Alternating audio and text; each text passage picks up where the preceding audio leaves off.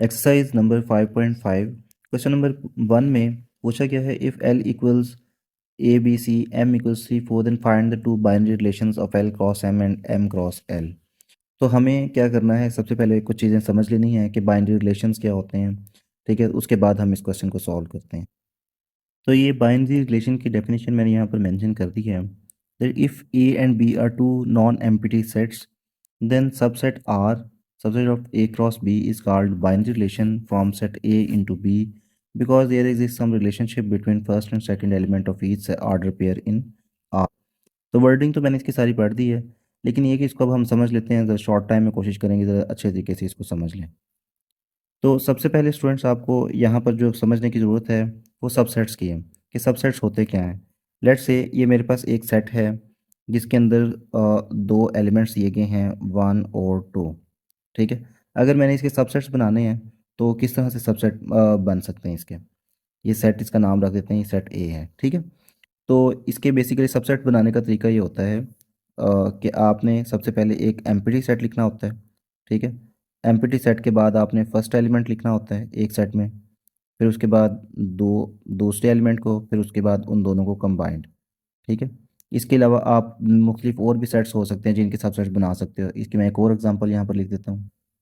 तो ये मैंने एक और बी सेट लिखा है और उसकी भी मैंने मल्टीपल सबसेट्स लिखी हैं। तो सबसे पहले तो आपको ये समझ लेना चाहिए कि सबसेट कहते किसको हैं। तो स्टूडेंट्स मैंने यहाँ पर एक फिगर ड्रॉ की है, मुझे लग रहा है कि इस तरह से आपको ज़्यादा अच्छी समझ आ जाएगी। तो इस फिगर के अंदर आप देख सकते हैं कि डिफरेंट जो है ना वो शेप्स दी गई हैं। स्टार है, ट्रायंगल है, स्क्वायर है, उसके बाद रेक्टेंगल है, ट्रेपीजियम है, फिर ये कोन है और उसके अलावा पैरेललोग्राम है। मल्टीपल शेप्स दी गई हैं। ठीक है, अगर हमने इसके मल्टीपल सबसेट्स बनाना चाहते हैं हम, तो एक हम छोटा सेट यहाँ पर एक छोटी फिगर बनाते हैं। ठीक है, उसके अंदर मैं यहाँ पर इसमें एक जो है ना वो ट्रायंगल इंक्लूड कर लेता हूँ, स्टार को इंक्लूड कर लेता हूँ। तो इसको बेसिकली इसके जो दो एलिमेंट्स हैं वो कहाँ से मैंने लिए हैं, वो इस बड़े सेट में से लिए हैं ना।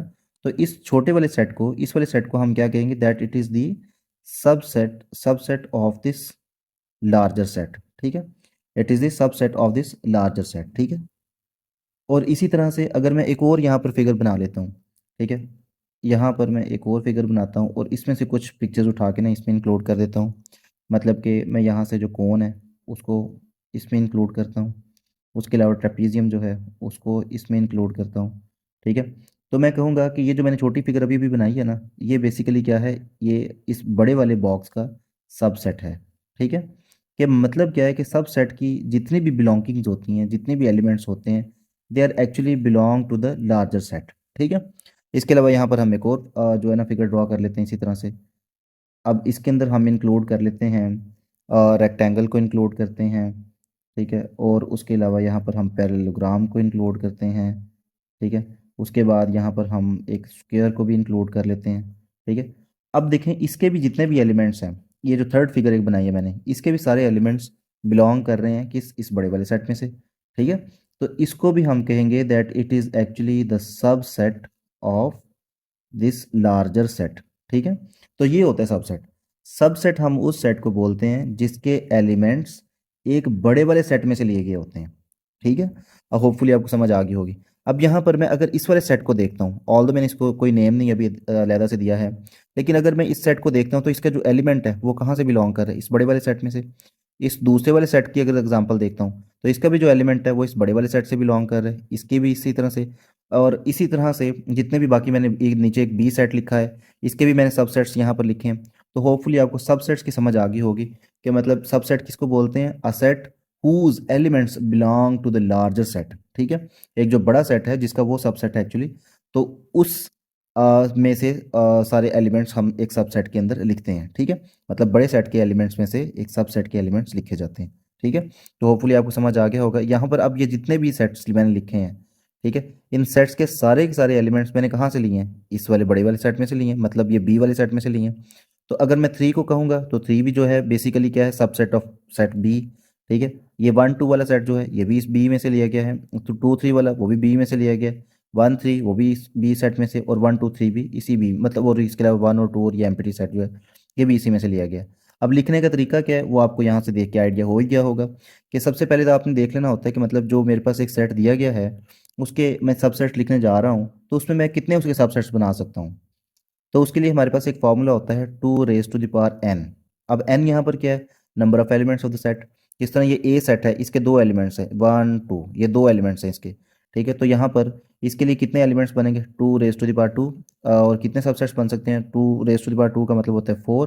तो यहाँ पर देखें, एक सेट, दूसरा, तीसरा और ये फोर्थ, ठीक है, 1 2 3 4, और ये 4 सेट्स बने हुए हैं यहाँ पर। इसी तरह से अगर हम बी सेट को देखते हैं तो इसके भी जितने कितने सबसेट्स बन सकते हैं आप देख लें, कि मतलब यहाँ पर हमारे पास कितने एलिमेंट्स हैं इसके, 1 2 3, तीन एलिमेंट्स हैं। तो 2 raised to the power क्या लिखेंगे, 3, ठीक है। और 2 की पावर 3 का मतलब होता है 2 × 2 × 2 दैट इज 8, ठीक है। आप इनको काउंट कर लें। ये सबसे पहले एम्प्टी सेट लिखते हैं, ठीक है। उसके बाद फर्स्ट एलिमेंट को लिखते हैं, फिर सेकंड एलिमेंट को, फिर थर्ड एलिमेंट को, फिर दो का पेयर बना के लिखते हैं, ठीक है। फिर उसके बाद दूसरे वाले दो का पेयर बना के लिखते हैं, फिर तीसरे वाले दो का पेयर बना कर लिखते हैं, और फिर सबको कंबाइन करके लिख देते हैं। तो आप देख सकते हैं कि यहाँ पर 8 सबसेट्स बने हैं, ठीक है।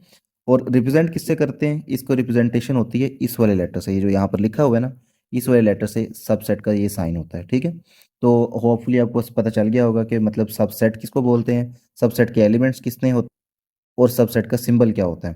तो ये मैंने सारी चीज़ें यहाँ पर क्लियर करने की कोशिश की हैं, होपफुली आपको समझ आ गई होगी। और अब हम वापस आते हैं बाइनरी रिलेशन के ऊपर, कि मतलब यहाँ पर सबसेट्स में तो क्लियर हो गई चीज़ें। अब कहते हैं if A and B are two non empty sets, कि मतलब इनके अंदर क्या होना चाहिए, कोई ना कोई एलिमेंट तो होना चाहिए। तो पहली बात हमें समझ आ गई कि दो जो सेट्स हैं बाइनरी रिलेशन के लिए, उनके वो नॉन एम्प्टी होने चाहिए, क्योंकि दो नॉन एम्प्टी सेट्स के ही जो है ना वो क्रॉस फाइंड किया जा सकता है, कार्टेशियन प्रोडक्ट फाइंड किया जा सकता है। अब अगर हम ये समझना चाहें कि कार्टेशियन प्रोडक्ट जिसको हमने ए क्रॉस बी की फॉर्म में लिखा हुआ है ये क्या होता है, तो उसको समझ लेते हैं। तो सपोज दो सेट्स हैं, एक ए है और दूसरा बी है, जिसके एलिमेंट्स 1 2 हैं और बी के एलिमेंट्स जो हैं वो 3 4 हैं। तो अगर हम इनकी कार्टेशियन प्रोडक्ट फाइंड करना चाहते हैं तो उसको हम लिखेंगे ए क्रॉस बी, और उसको फाइंड करने के लिए मल्टीपल ऑर्डर पेयर्स बनाएंगे।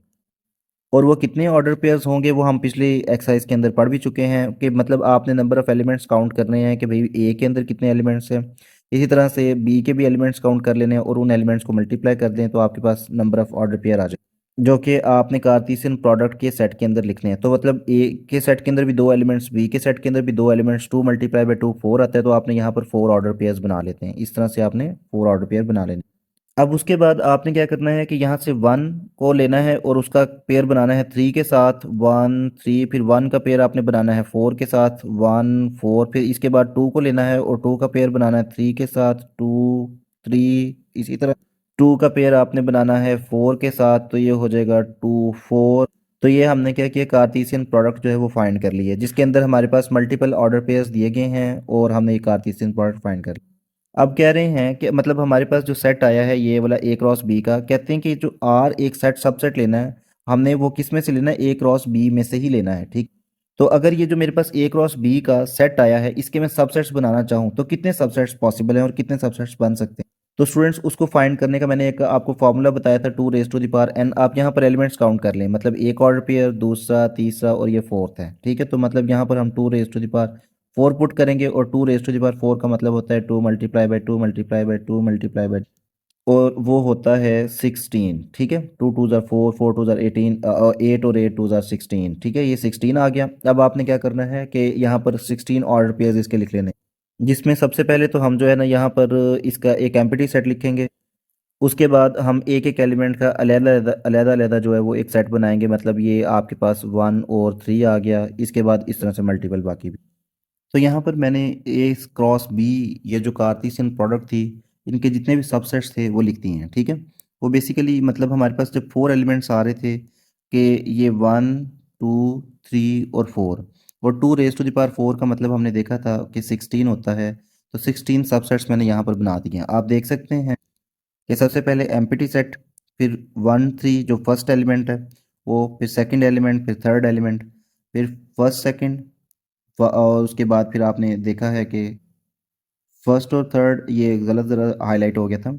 अच्छा, मतलब सबसे पहले एम्प्टी, फिर उसके बाद first element, second element, third element, fourth element, फिर फर्स्ट और सेकंड, और फिर फर्स्ट और थर्ड, और फिर फर्स्ट और फोर्थ, फिर उसके बाद सेकंड और थर्ड, सेकंड और फोर्थ, उसके बाद फिर थर्ड और फोर्थ, और उसके बाद फिर आपने यहाँ पर बना हुआ है फर्स्ट सेकंड और थर्ड का, फिर फर्स्ट सेकंड और फोर्थ का, फिर उसके बाद सेकंड, थर्ड और फोर्थ का, फिर फर्स्ट, थर्ड और फोर्थ का, और फिर फर्स्ट, सेकंड, थर्ड और फोर्थ का। तो मतलब इस तरह से करके सबसेट्स बनाए जाते हैं।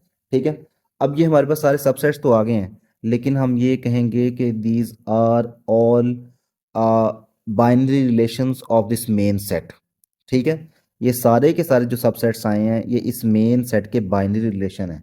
ठीक है, अब आप कहेंगे कि मतलब पहले जो हमने सेट लिखा था, फर्स्ट करेंगे मतलब 1 और 2। ठीक है, इसके जितने भी सबसेट्स थे, कि मतलब ये अगर ए सेट है, इसके सबसेट्स हमने एक एम्प्टी सेट बनाया था, फिर हमने कहा था 1, फिर उसके बाद 1 और 2 आ गया था, फिर उसके बाद 1 और 2 आ गया था। ठीक है, ये जो 4 सबसेट्स बने इस एक ए सेट के, इनको बाइनरी रिलेशन नहीं कहेंगे। नहीं, बिल्कुल भी इनको बाइनरी रिलेशन नहीं कहेंगे। क्यों? क्योंकि इनकी जो एलिमेंट्स है ना, these are not the order pairs. ठीक है, ये ए क्रॉस बी जो हमारे पास कार्टेशियन प्रोडक्ट है उसके सबसेट्स नहीं है, बल्कि ये 1 और 2 दो सिंपल एलिमेंट्स हैं, और उन एलिमेंट्स के 4 सबसेट्स बने हैं। ठीक है, तो इनको हम बिल्कुल भी बाइनरी रिलेशन नहीं कहेंगे। इनको सबसेट्स तो कहेंगे, लेकिन इनको बाइनरी रिलेशन नहीं कहेंगे। बाइनरी रिलेशन किन सबसेट्स को कहा जाता है? जो कि कार्टेशियन प्रोडक्ट के सबसेट्स होते हैं, उनको को जो है बाइनरी रिलेशन बोला जाता है। इस तरह ही देखें, सारे के सब जितने भी मैंने यहाँ सबसेट्स लिखे हैं, उन सब के अंदर एलिमेंट्स जो हैं these are all order pairs. ठीक है, ये ऑर्डर पेयर्स हैं। तो इन ऑर्डर पेयर्स के जो ये जो सबसेट्स दिए हुए हैं, इन सबसेट को हमने कहाँ से डिराइव किया था? इस मेन कार्टेशियन प्रोडक्ट के सेट में से डिराइव किया था। इसलिए इनको हम जो है बाइनरी रिलेशंस का नाम देंगे। All these are binary relations. But हमारे पास जो सिंपल अगर सेट आ जाता है तो उसके रिलेशंस को हम बाइनरी रिलेशंस का नाम, उनके सबसेट्स को हम बाइनरी रिलेशंस का नाम नहीं देंगे। होपफुली आपको ये चीज़ क्लियर होगी होगी कि बाइनरी रिलेशंस सबसेट्स क्या होते हैं। ठीक है, मैंने आपको एग्जांपल दे के सबसेट सारे लिख के फिगर्स बनाकर सारा समझा दिया। होपफुली आपको ये चीज़ें क्लियर हो गई होंगी।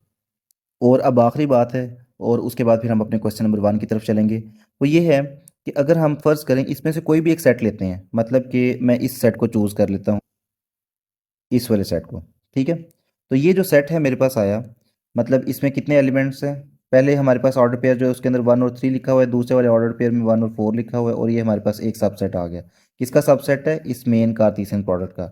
चूंकि ये जो एक सेट है इसको मैं एक आर का नाम दे देता हूँ। ठीक है, since R is actually the subset of A cross B, then I can say that it is actually the example of binary relation of this set.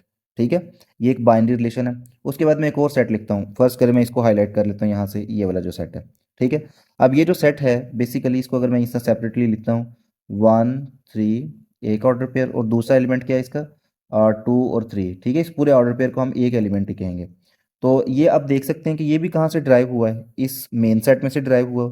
Since it is, और इसको अगर हम नाम दे देते हैं let's say S, since S is the subset of A cross B, so it is also a binary relation. ठीक है, तो आपने क्या करना होता है? पहले कार्टेशियन प्रोडक्ट फाइंड करनी है, और कार्टेशियन प्रोडक्ट फाइंड करके किसी एक सबसेट को जो है ना, कोई भी जोन सा मर्जी आप कह रहे हो, चाहे वो ये वाला है, चाहे वो ये है, दूसरा तीसरा, जोन से इतने सारे सबसेट्स हैं, इन सबसेट्स में से कोई भी आप अपने सेट सबसेट के अंदर इंक्लूड करके उसे आप कह दो कि ये एक बाइनरी रिलेशन है। ठीक है, तो उसको अब मैं सॉल्व करके आपको दिखा देता हूँ।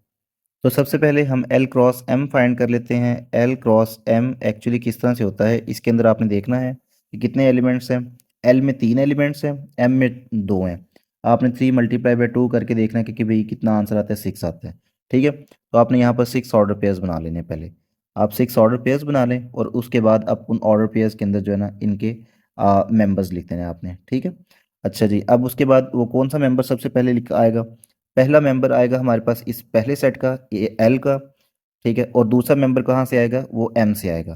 ठीक है, A3 आ गया। अब उसके बाद अगेन पहले हम इसको लिखेंगे, और फिर उसके बाद पहले मतलब आपने 3 के साथ इसको लिखना है, फिर आपने इसको 4 के साथ लिखना है। इस तरह से यहाँ पर A और 4। अब देखें, अब आपने क्या करना है? अब बी को यूज़ करना है, और पहले 3 के साथ, और फिर बी को आपने 4 के साथ लिखना है। ठीक है, B3 और B4। इसी तरह से अब आपने सी को यूज़ करना है, और पहले सी के साथ लिखना है 3 को, और फिर सी के साथ लिखना है आपने 4 को, मतलब C3 और C4। ये मेरे पास कार्टेशियन प्रोडक्ट का एक सेट आ गया। ठीक है, और इस सेट में से कोई भी 2 एलिमेंट्स आप ले लें, 2 ले लें, 3 ले लें। इसके अंदर वैसे तो 6 एलिमेंट्स हैं, तो कोई भी आप 1 2 3 4 5 चाहे 6 ही ले लें, तो जो इसका सबसेट बनेगा ना वही इसका बाइनरी रिलेशन होगा। तो यहाँ पर हम दो जो है वो सेट्स ले लेते हैं, सब सेट्स ले लेते हैं एल क्रॉस एम के। मतलब यहाँ पर मैं लिख देता हूँ R1, वो कौन सा बाइनरी रिलेशन होगा जिसके अंदर कोई दो आपने एलिमेंट्स इंक्लूड कर लेना। मैं पहले दो एलिमेंट्स इंक्लूड कर लेता हूँ, एक A3 का और एक A4 का। चूँकि ये R1 जो है, since it is subset of L cross M, तो हम कह सकेंगे कि भाई ये क्या है, ये एक बाइनरी रिलेशन है।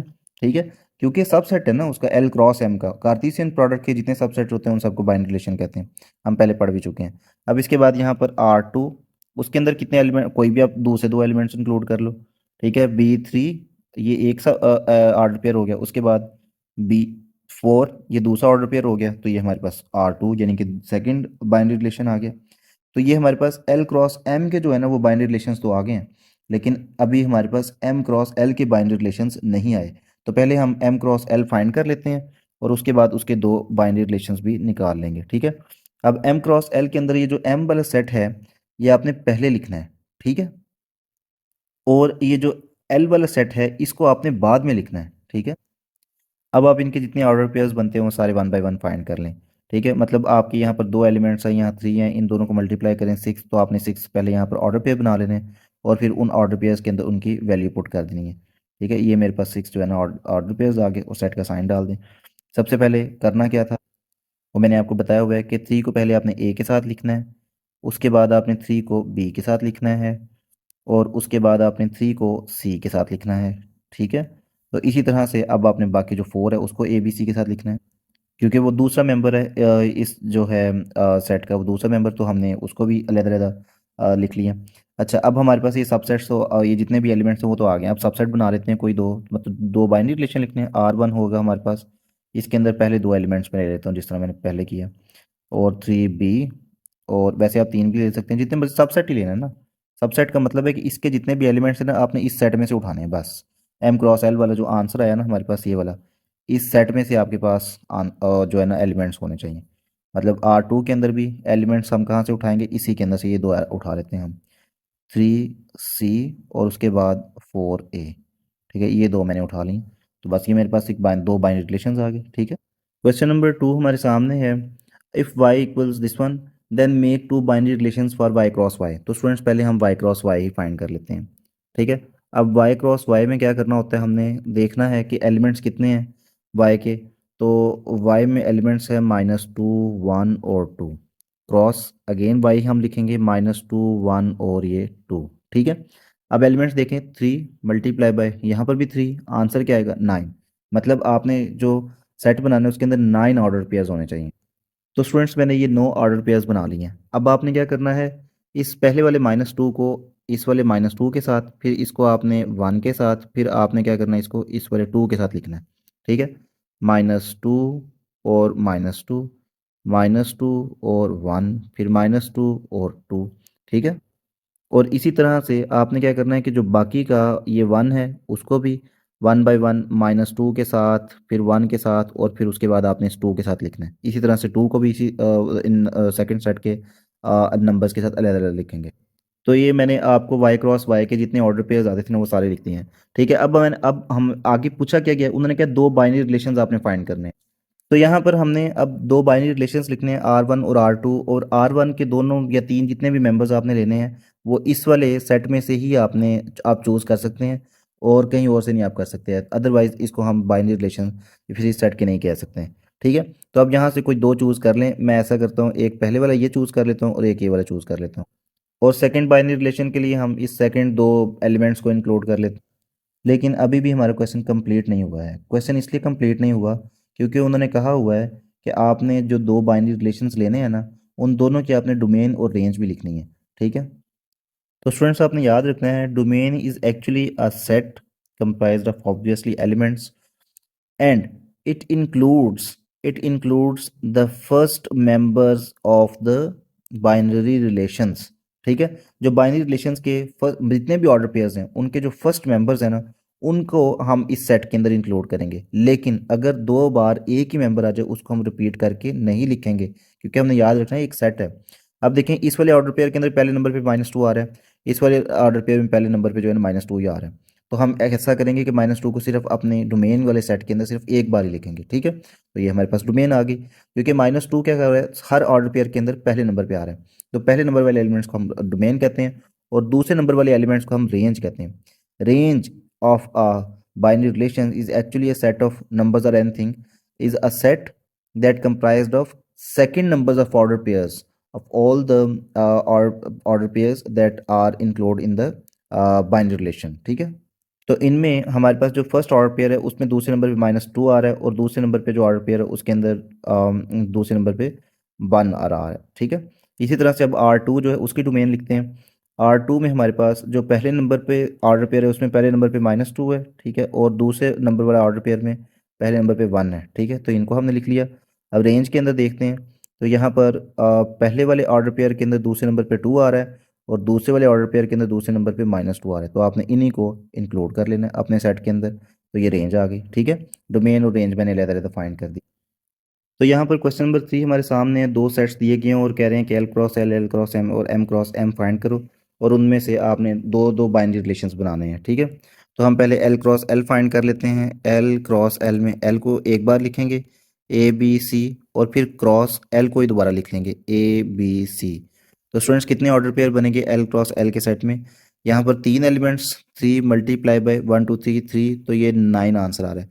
तो मैंने अपने आंसर के अंदर जो सेट बनाना है उसके अंदर 9 ऑर्डर पेयर्स आएंगे, ठीक है। अब इनके अंदर हम अपने एलिमेंट्स लिख लेते हैं जितने भी आ रहे हैं। पहले हम ए को इस वाले ए के साथ, फिर बी के साथ और फिर सी के साथ लिखेंगे, ठीक है। ए बी ए सी, ठीक है। इसी तरह से आपने बी को भी जो है ना वो सेकंड सेट के ए बी और सी के साथ रिपीट करना, B A B B B C, ठीक है। और अब बारी है इस सी की, सी को भी ए के साथ भी, बी के साथ भी और सी के साथ आपने लिख देना, ठीक है। तो ये मेरे पास 9 ऑर्डर पेयर्स आ गए हैं, जिनके 9 ऑर्डर पेयर्स आ गए हैं जो कि बेसिकली एल क्रॉस एल के मेंबर्स हैं, ठीक है। अब आपने क्या करना है, कोई दो इनमें से बाइनरी रिलेशंस बना लो। तो ये R1 of L cross L, वो क्या होगा, इसके अंदर कोई दो सेट आप जो अपनी मर्जी के आपको लग रहे हैं, दो लिख लो, तो 3 मेंबर्स जो मर्जी जितने मर्जी ले लो। मैं यहाँ पर 3 मेंबर्स ले लेता हूँ, ठीक है। पहले 3 ले लेता हूँ, ए, उसके बाद ए बी, और मैं ऐसे करता हूँ कि ए के फोर्थ मेंबर ले लेता हूँ, ठीक है, बी ए। अपनी मर्जी के लेने हैं, कोई मसला नहीं, जो तीसरा भी ले सकते हैं, चौथा भी, जो सा मर्जी मेंबर ले सकते हैं। R2 of L cross L, उसके अंदर भी आपने क्या करना है, इस तरह से सेट का साइन लेना है और उसके बाद कोई मैं ऐसा करता हूँ कि 1 2 और ये वाले 3 मेंबर्स ले लेता हूँ, ठीक है। पहले बी सी, ठीक है, उसके बाद सी बी और फिर है सी ए, ठीक है। ये 3 मेंबर्स मैंने लिख लिए हैं, तो कोई प्रॉब्लम नहीं है, आप अपनी मर्ज़ी से आगे पीछे भी करके लिख सकते हो। बस आपने जितने भी एलिमेंट्स, जितने भी ऑर्डर पेयर्स उठाने हैं ना, बस वो इस वाले सेट में से होने चाहिए, इतनी बात है बस। अब हम एल क्रॉस एम फाइंड कर लेते हैं। तो सबसे पहले आपने देख लेना है कि भाई कितने आपके पास जो है ना एलिमेंट्स हैं एल के अंदर और एम के अंदर। इसमें 3 एलिमेंट्स हैं और एम में हमारे पास 4 एलिमेंट्स हैं। अब इनको मल्टीप्लाई करो तो 12 आ रहा है। इसका मतलब ये है कि आपने जो एल क्रॉस एम का आपने आंसर लिखना है उस सेट के अंदर 12 ऑर्डर पेयर्स बनाने। और उसके बाद आपने क्या करना है कि ए को पहले डी के साथ, फिर ई के साथ, फिर एफ के साथ और फिर जी के साथ लिख लेना है, ठीक है। तो यहाँ पर ए को डी के साथ, ए को ई के साथ, ए को ई के बाद एफ के साथ और उसके बाद ए को जी के साथ। अब आपने यही वाला फार्मूला बी के साथ भी अप्लाई करना है और सी के साथ भी। अब आपने दो बाइनरी रिलेशन इसके लिख लेने हैं, ठीक है। अब हमारे पास R1 of L cross M, कोई आप में इसमें से दो तीन आप एलिमेंट्स उठा लेने हैं आपने। पहले वाला एक ए डी उठा लेते हैं, उसके बाद यहाँ पर हम ए जी है ये ले लेते हैं और उसके बाद बी डी है इसको ले लेते हैं, ठीक है। उसके बाद R2 of L cross M, और वो भी आपने कोई ऐसे ही ये वाले एलिमेंट्स ले लो, ये वाले जो उनसे मैंने अभी जिन पे टिक किया। हमारे पास एक आ जाएगा बी ई, दूसरा आ जाएगा बी जी और तीसरा आ जाएगा सी ई, ठीक है। 3 3 मैंने एलिमेंट्स लिख लिए। आप एक भी ले सकते हैं, दो भी, 3 4 जितने मर्जी ले लो, बस ये उठाने यहाँ से, इतनी बात है। अच्छा जी, अब हम एम क्रॉस एम फाइंड कर लेते हैं। तो हम पहले ऐसा करेंगे कि जो एम हमारे पास है डी ई एफ जी, इसको हम यहाँ पर लिख लेंगे, ठीक है। डी ई एफ जी, दोबारा से इसी को लिखेंगे डी ई एफ और जी। एलिमेंट्स देख लेते हैं, पहले वाले सेट के अंदर 4 एलिमेंट्स हैं, दूसरे वाले के अंदर भी 4, तो आंसर क्या आ रहा है 16। मतलब हमने जो एल एम क्रॉस एम का जो हमने बनाना है बेसिकली सेट, उसके अंदर 16 ऑर्डर पेयर्स ड्रॉ करने की ज़रूरत है। अब आपने क्या करना है, इस डी को डी के साथ, फिर ई के साथ, फिर एफ के साथ और फिर जी के साथ लिख देना है आपने। ठीक है, तो यहाँ पर इस तरह से लिखते हैं आप, D D, D E, D F, D G. ठीक है, उसके बाद आपने ई को भी इसी तरह से करना है कि पहले आपने इसको डी के साथ लिखना है, फिर आपने इसको ई के साथ, फिर एफ के साथ और फिर जी के साथ लिख देना। ठीक है, अब आपने एफ के साथ भी ऐसे ही पहले डी के साथ लिखना है, फिर उसके बाद ई के साथ, फिर उसके बाद एफ के साथ और फिर जी के साथ लिख देना। ठीक है, तो यहाँ पर हम लिखते हैं एफ को पहले डी के साथ एफ डी, फिर एफ को ई के साथ, फिर एफ को एफ के साथ और फिर उसके बाद एफ को जी के साथ लिख देना। ठीक है, इसी तरह से अब आपने जी को भी जो है ना 1 बाय 1 डी ई एफ और जी के साथ लिख देना। और अब आपने इनके कोई दो बाइनरी रिलेशंस बना लेने हैं, R1 of M cross M और उसके बाद R2 of M cross M। ठीक है, अब यहाँ पर सेट का साइन लगाएं और कोई दो तीन ऑर्डर पेयर्स यहाँ से उठा के यहाँ लिख देना है आपने। ठीक है, चाहे चलें यहाँ बड़ा सेट है 4 लिख देते हैं। ठीक है, अच्छा जी, पेपर वाला खुश हो जाएगा। अच्छा, यहाँ पर एक डी लिख देते हैं, डी डी डी लिख देते हैं, डी ई लिखते हैं, फिर उसके बाद ई एफ लिख देते हैं, उसके बाद ई डी, कोई भी आपने यहाँ से ऑर्डर पेज उठा के लिख देने। अच्छा जी, अब यहाँ पर भी हम 3 4 लिख देते हैं, चलिए 5 लिख देंगे। अच्छा जी, डी ई लिख दिया, फिर उसके बाद आपने क्या करना है, डी हम पहले भी लिख चुके हैं, हम यहाँ पर डी ई की बजाय डी एफ लिख देते हैं। ठीक है, अच्छा उसके बाद डी जी लिख दिया, उसके बाद आपने यहाँ से एफ डी लिख देना है और उसके बाद एफ ई लिख देना है और उसके बाद आपने यहाँ पर एफ एफ लिख देना। ठीक है, 5 ऑर्डर पेयर्स लिखते हैं, चलो खुश हो जाएगा एग्जामिनर अगर आप भी इस तरह से लिख देते हैं। तो स्टूडेंट्स, क्वेश्चन नंबर 4 हमारे सामने कह रहे हैं एक सेट है एम, उसके 5 एलिमेंट्स हैं। ठीक है, हम यहाँ पर सपोज कर लेते हैं एक सेट एम ले लेते हैं और उसके अंदर जो है ना 5 मेंबर्स लिख लेते हैं। लेट्स से यहाँ पर हम 1 2 ए, उसके बाद कोई बी ले लेते हैं और सी ले लेते हैं। ठीक है, ये 5 मेंबर्स मैंने ले लिए। अच्छा, उसके बाद कहते हैं then find the number of binary relations in M. ठीक है, ये एम के मैंने 5 मेंबर्स लिए हैं, तो आपने क्या करना है, बाइनरी रिलेशन इसके फाइंड करने के लिए ऑब्वियसली मुझे मल्टीप्लाई करना पड़ेगा इसको इसी के साथ। ठीक है, तो जब हम मल्टीप्लाई करेंगे तो 1 2 A B C multiply by 1 2 A B और सी। ठीक है, अब अगर मैं इनका क्रॉस फाइंड करता हूँ, मतलब कार्टेशियन प्रोडक्ट फाइंड करता हूँ, तो इसके भी मेंबर्स 5 हैं, इसके भी मेंबर्स 5 हैं, 25, मतलब मुझे 25 ऑर्डर पेयर्स बनाने पड़ेंगे। और ये 25 मैंने ऑर्डर पेयर बनाए हैं। अब इसके बाद इनके अंदर मैं मेंबर्स भी इनके लिख लेता हूँ। तो ये मेरे पास जो है ना 25 ऑर्डर पेयर्स बन गए हैं एम क्रॉस एम के। ठीक है, और अगर मैंने आपको बताया था कि किसी सेट के हमने सबसेट्स फाइंड करने हैं, तो binary relations are actually subsets of M cross M. ठीक है, तो एम क्रॉस एम के सबसेट्स ही तो हैं। तो अगर अब ये वाला जो सेट मेरे पास आया है, ये इतना बड़ा सेट है मेरे पास आया है जिसके 25 मेंबर्स हैं, तो इसके मैं सबसेट्स फाइंड करना चाहता हूँ, तो उसके लिए मैंने आपको एक फार्मूला बताया था, 2 raised to the power n। ठीक है, बस इस क्वेश्चन का इतना सा ही आंसर है, इसलिए मैंने वीडियो में सिर्फ इसी चीज़ को इंक्लूड किया। ठीक है, कि आपने क्या करना है कि एम क्रॉस, उन्होंने जो पूछा हुआ है ना कि मतलब 5 एलिमेंट्स हैं, तो आपके पास कितने, find the number of binary relations, मतलब find the number of subsets. Binary relations are actually subsets of Cartesian product. तो बाइनरी रिलेशन का मतलब सबसेट है, तो सबसेट के लिए जो फॉर्मूला हम यूज़ करते हैं उसी को यहाँ पर भी यूज़ कर लेंगे। ठीक है, अब कितने में ये जो सेट आया बड़ा, इसके कितने मेंबर्स हैं, इसके 25 मेंबर्स हैं, तो यहाँ पर हम लिख लेते हैं 2 raised to the power 25। बस इतना सा काम है। अगर आप ऐसे लिखना चाहते हैं ऐसे लिख लें, अदरवाइज़ आप इसको इस तरह मतलब 2 raised to the power 5 multiply by 5 लिख सकते हैं, तो इस तरह से लिखते हैं, कोई मसला नहीं है। मेन चीज़ यही है कि आपको ये फार्मूला आना चाहिए और कितने मेंबर्स हैं ये आना चाहिए। ठीक है, तो ये काम आपने करना था, बाकी ऐसा ये वाला आपने बिल्कुल भी सॉल्व करके इसके अंदर नहीं दिखाना है, ये उन्होंने पूछा हुआ नहीं है। ठीक है, सिर्फ उन्होंने इतनी सी बात पूछी हुई है और आपने इतनी सी बतानी है अगर ये शॉर्ट क्वेश्चन आ जाए तो। इसी के साथ क्वेश्चन नंबर 4 भी सॉल्व हो गया। Now let's move to the next question. Question number 5 हमारे सामने है और इसमें बेसिकली हमने एल टू एम फाइंड करना है और उसके बाद आगे कुछ चीज़ें पूछी गई हैं, उनको हमने जो है ना लिखना है। तो सबसे पहले हम ऐसा करते हैं कि इनको टेबुलर फॉर्म में लिखते हैं, ये जो डिस्क्रिप्टिव बल्कि मेथड सेट नोटेशन की फॉर्म में लिखे हुए हैं, इनको हम टेबुलर फॉर्म में लिख लेते हैं। तो एल को उन्होंने बोला हुआ है कि X whereas X belong to natural numbers, N का मतलब ये होता है कि नेचुरल नंबर, और इस साइन को हम बोलते हैं एंड एक्स इज़ लेस और इक्वल टू 5। ठीक है, तो मतलब जितने भी आपने मेंबर्स इंक्लूड करने हैं वो या तो 5 से कम होने चाहिए या फिर 5 होने चाहिए। तो एल के अंदर 1 2 3 4 और 5 ये वाले मेंबर्स लिखने हैं और लेने किस में से, नेचुरल नंबर्स में से लेने हैं। तो ये नेचुरल नंबर्स हैं ऑब्वियसली, अदरवाइज ये जीरो से मैं स्टार्ट कर देता इसको। अच्छा, आगे एम जो है वो उसमें कह रहे हैं कि Y whereas Y belong to P, P का मतलब prime number, and Y should be less than 10। ठीक है, तो मतलब जितने भी प्राइम नंबर्स 10 से छोटे हैं ना, वो आपने इस सेट में इंक्लूड कर लेने हैं।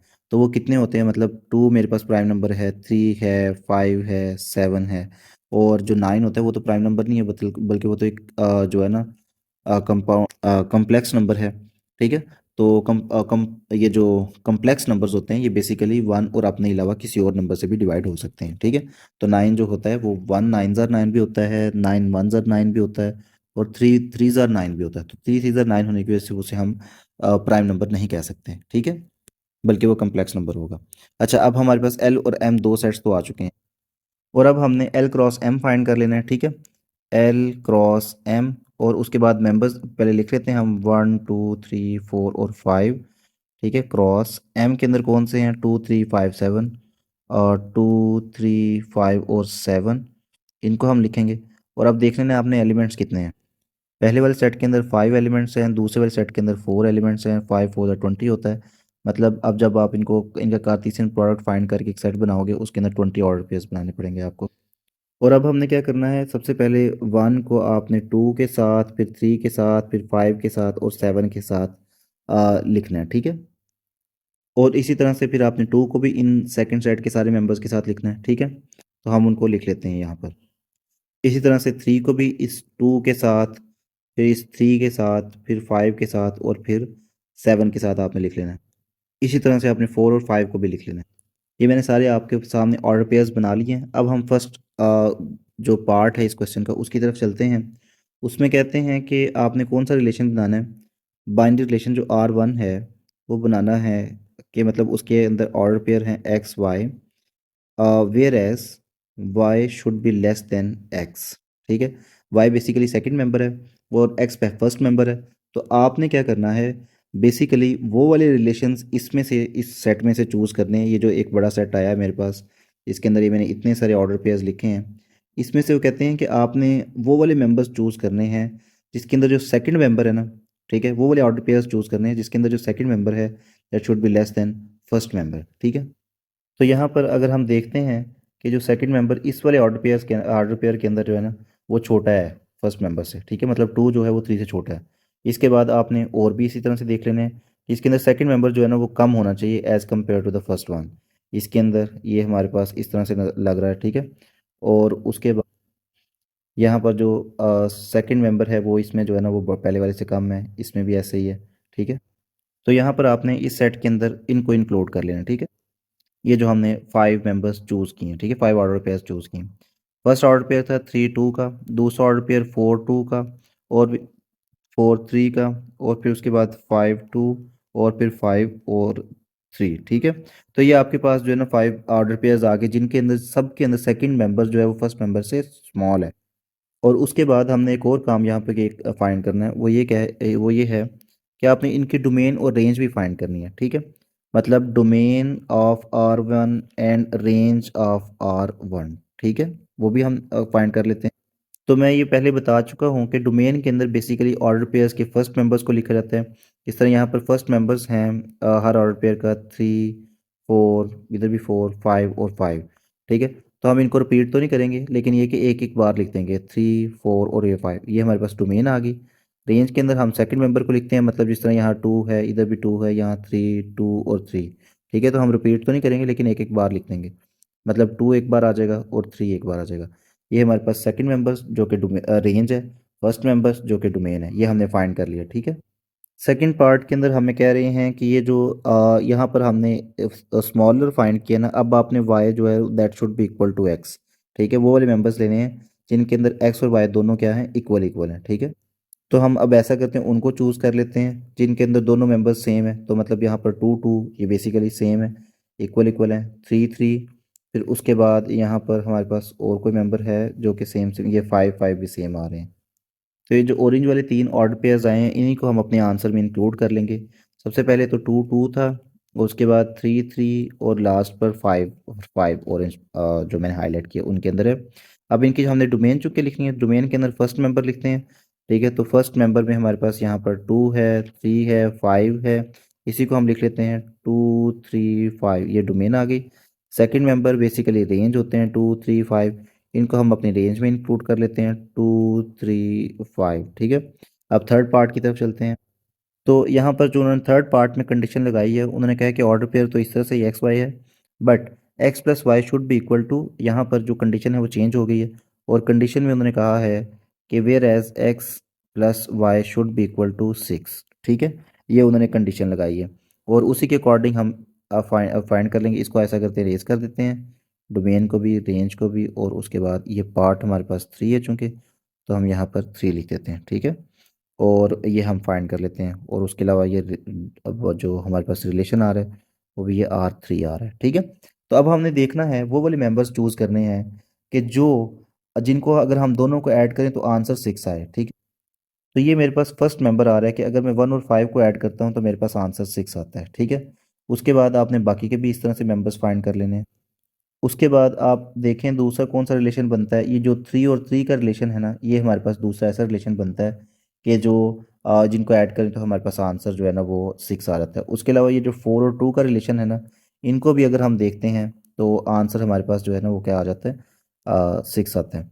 तो हमने अपने ऑर्डर पेयर्स के अंदर इन्हीं को इंक्लूड करना है। सबसे पहले जो येलो में हाईलाइट किया है 1 5, उसके बाद डबल हाईलाइट हुआ हुआ है 3 3, उसको इंक्लूड करेंगे अपने आंसर में, और फिर 4 2। इनके अलावा कोई और ऑर्डर पेयर तो मुझे नज़र नहीं आ रहा है जिनको ऐड करने पर जो है ना आंसर 6 आए। इनकी डोमेन लिखनी है हमने, domain of R3 and range of R3। Domain के अंदर हम फर्स्ट मेंबर्स लिखते हैं, मतलब जिस तरह यहाँ पर 1 है, 3 है, 4 है, ठीक है। तो यहाँ पर हम लिख देते हैं 1 3 और 4। और रेंज के अंदर हम सेकंड मेंबर को लिखते हैं, मतलब जिस तरह 5 है, 3 है और 2 है, इनको हम यहाँ पर तरतीब के साथ लिख देंगे, 2 पहले लिख देंगे, 3 बाद में, और फिर 5 लास्ट पे लिखेंगे, ठीक है। तो ये हमारे पास थर्ड पार्ट भी सॉल्व हो गया। अब पार्ट 4 के अंदर जो है ना उन्होंने कंडीशन चेंज कर दी है, और कंडीशन में उन्होंने बोला है that Y minus X should be equal to 2, ठीक है। तो अब हमने ऐसे ऑर्डर पेयर्स फाइंड करने हैं कि जिनका डिफरेंस 2 हो, और किस तरह से, Y minus X, X minus Y नहीं, ठीक है। तो एक तो मुझे वैसे नज़र आ गया, लेकिन पहले मैं बाकी चीज़ें लिख लूँ फिर उसके बाद सॉल्व करते हैं इसको। तो सबसे पहले जो हमें यहाँ पर नज़र आ रहा है वो बेसिकली ये 1 और 3 का पेयर है, क्योंकि 1 और 3 में बेसिकली 3 माइनस 1 अगर हम करें, मतलब वाई सेकंड मेंबर है ना, सेकंड मेंबर में से फर्स्ट मेंबर सब्ट्रैक्ट करें तो हमारे पास जो है वो 2 ही आंसर आता है। तो एक तो हम इसको हाईलाइट कर लेते हैं, फिर उसके अलावा दूसरा कोई इसी तरह से देख लेते हैं जिसमें जिसके सेकंड मेंबर में से फर्स्ट को ये देखें 3 और 5। अगर 5 माइनस 3 करते हैं हम तब भी आंसर हमारे पास 2 ही आता है, ठीक है। उसके अलावा कोई और मेंबर भी फाइंड करते हैं, ये लास्ट पे जो दिया हुआ है ना, ये 7 और 5, इसमें भी 7 में से अगर हम 5 को सब्ट्रैक्ट करें तो आंसर हमारे पास 2 ही आता है। तो ये जो मैंने पिंक कलर से हाईलाइट किए हैं इनको हम यहाँ पर अपने 3 ऑर्डर पेयर्स लिख देते हैं। एक तो 1 3, दूसरा 3 5, और तीसरा जो मैंने हाईलाइट किया वो 5 7 है, ठीक है। अब आपने इनकी डोमेन लिखनी है, डोमेन में फर्स्ट मेंबर होते हैं 1 3 5, और रेंज भी हम सेकंड मेंबर्स को लिखते हैं, सेकंड मेंबर्स में आ जाएंगे 3 5 और 7, ठीक है। ये हमारे पास डोमेन और रेंज भी आ गई इस रिलेशन की। एक्सरसाइज 5.5 को क्वेश्चन नंबर 6 हमारे सामने, indicate relations into function, one one function, onto function and bijective function from following, also find their domain and range. इसमें फर्स्ट रिलेशन दे दिया गया। तो हमने फंक्शंस पढ़ी नहीं है, तो मैं फंक्शंस को जो है ना आपको पढ़ा देता हूँ पहले, और बता देता हूँ कि एक्चुअली फंक्शंस क्या हैं, मैपिंग क्या है, और ये जो इतने सारे फंक्शंस लिखे हुए हैं ये किस तरह से हम डिटर्मिन कर सकते हैं। तो सबसे पहले मैंने यहाँ पर डेफिनेशन ऑफ फंक्शन वो लिख दी है। अब इसको हम पढ़ लेते हैं और समझ लेते हैं, अदरवाइज़ आपको फंक्शन की समझ नहीं आएगी कि एक्चुअली फंक्शन होता क्या है, ठीक है। कहते हैं suppose A and B are two non empty sets, यहाँ पर भी हमने दो नॉन एम्प्टी सेट्स लेते हैं। Then a relation, relation basically binary relation की बात कर रहे हैं। F is A into B basically यहाँ पर होना चाहिए था, ठीक है। Is called a function if domain of function, जो भी बाइनरी रिलेशन है उसका फंक्शन जो है should be equal to A, and every X belong to A appears in one and only one order pairs in F, ठीक है function. अब इसको हम समझ भी लेते हैं कि मतलब एक्चुअली ये किस तरह से ये क्या लिखा हुआ है और इसका क्या मतलब है। तो स्टूडेंट्स आप सपोज कर लें कि भैया आपके पास फंक्शन दो सेट्स हैं, एक है 1 2 3, ये एक ए सेट है, और बी दूसरा सेट है जिसके अंदर मतलब 3 और 4 ये रिलेशन है, ये एलिमेंट्स हैं, ठीक है।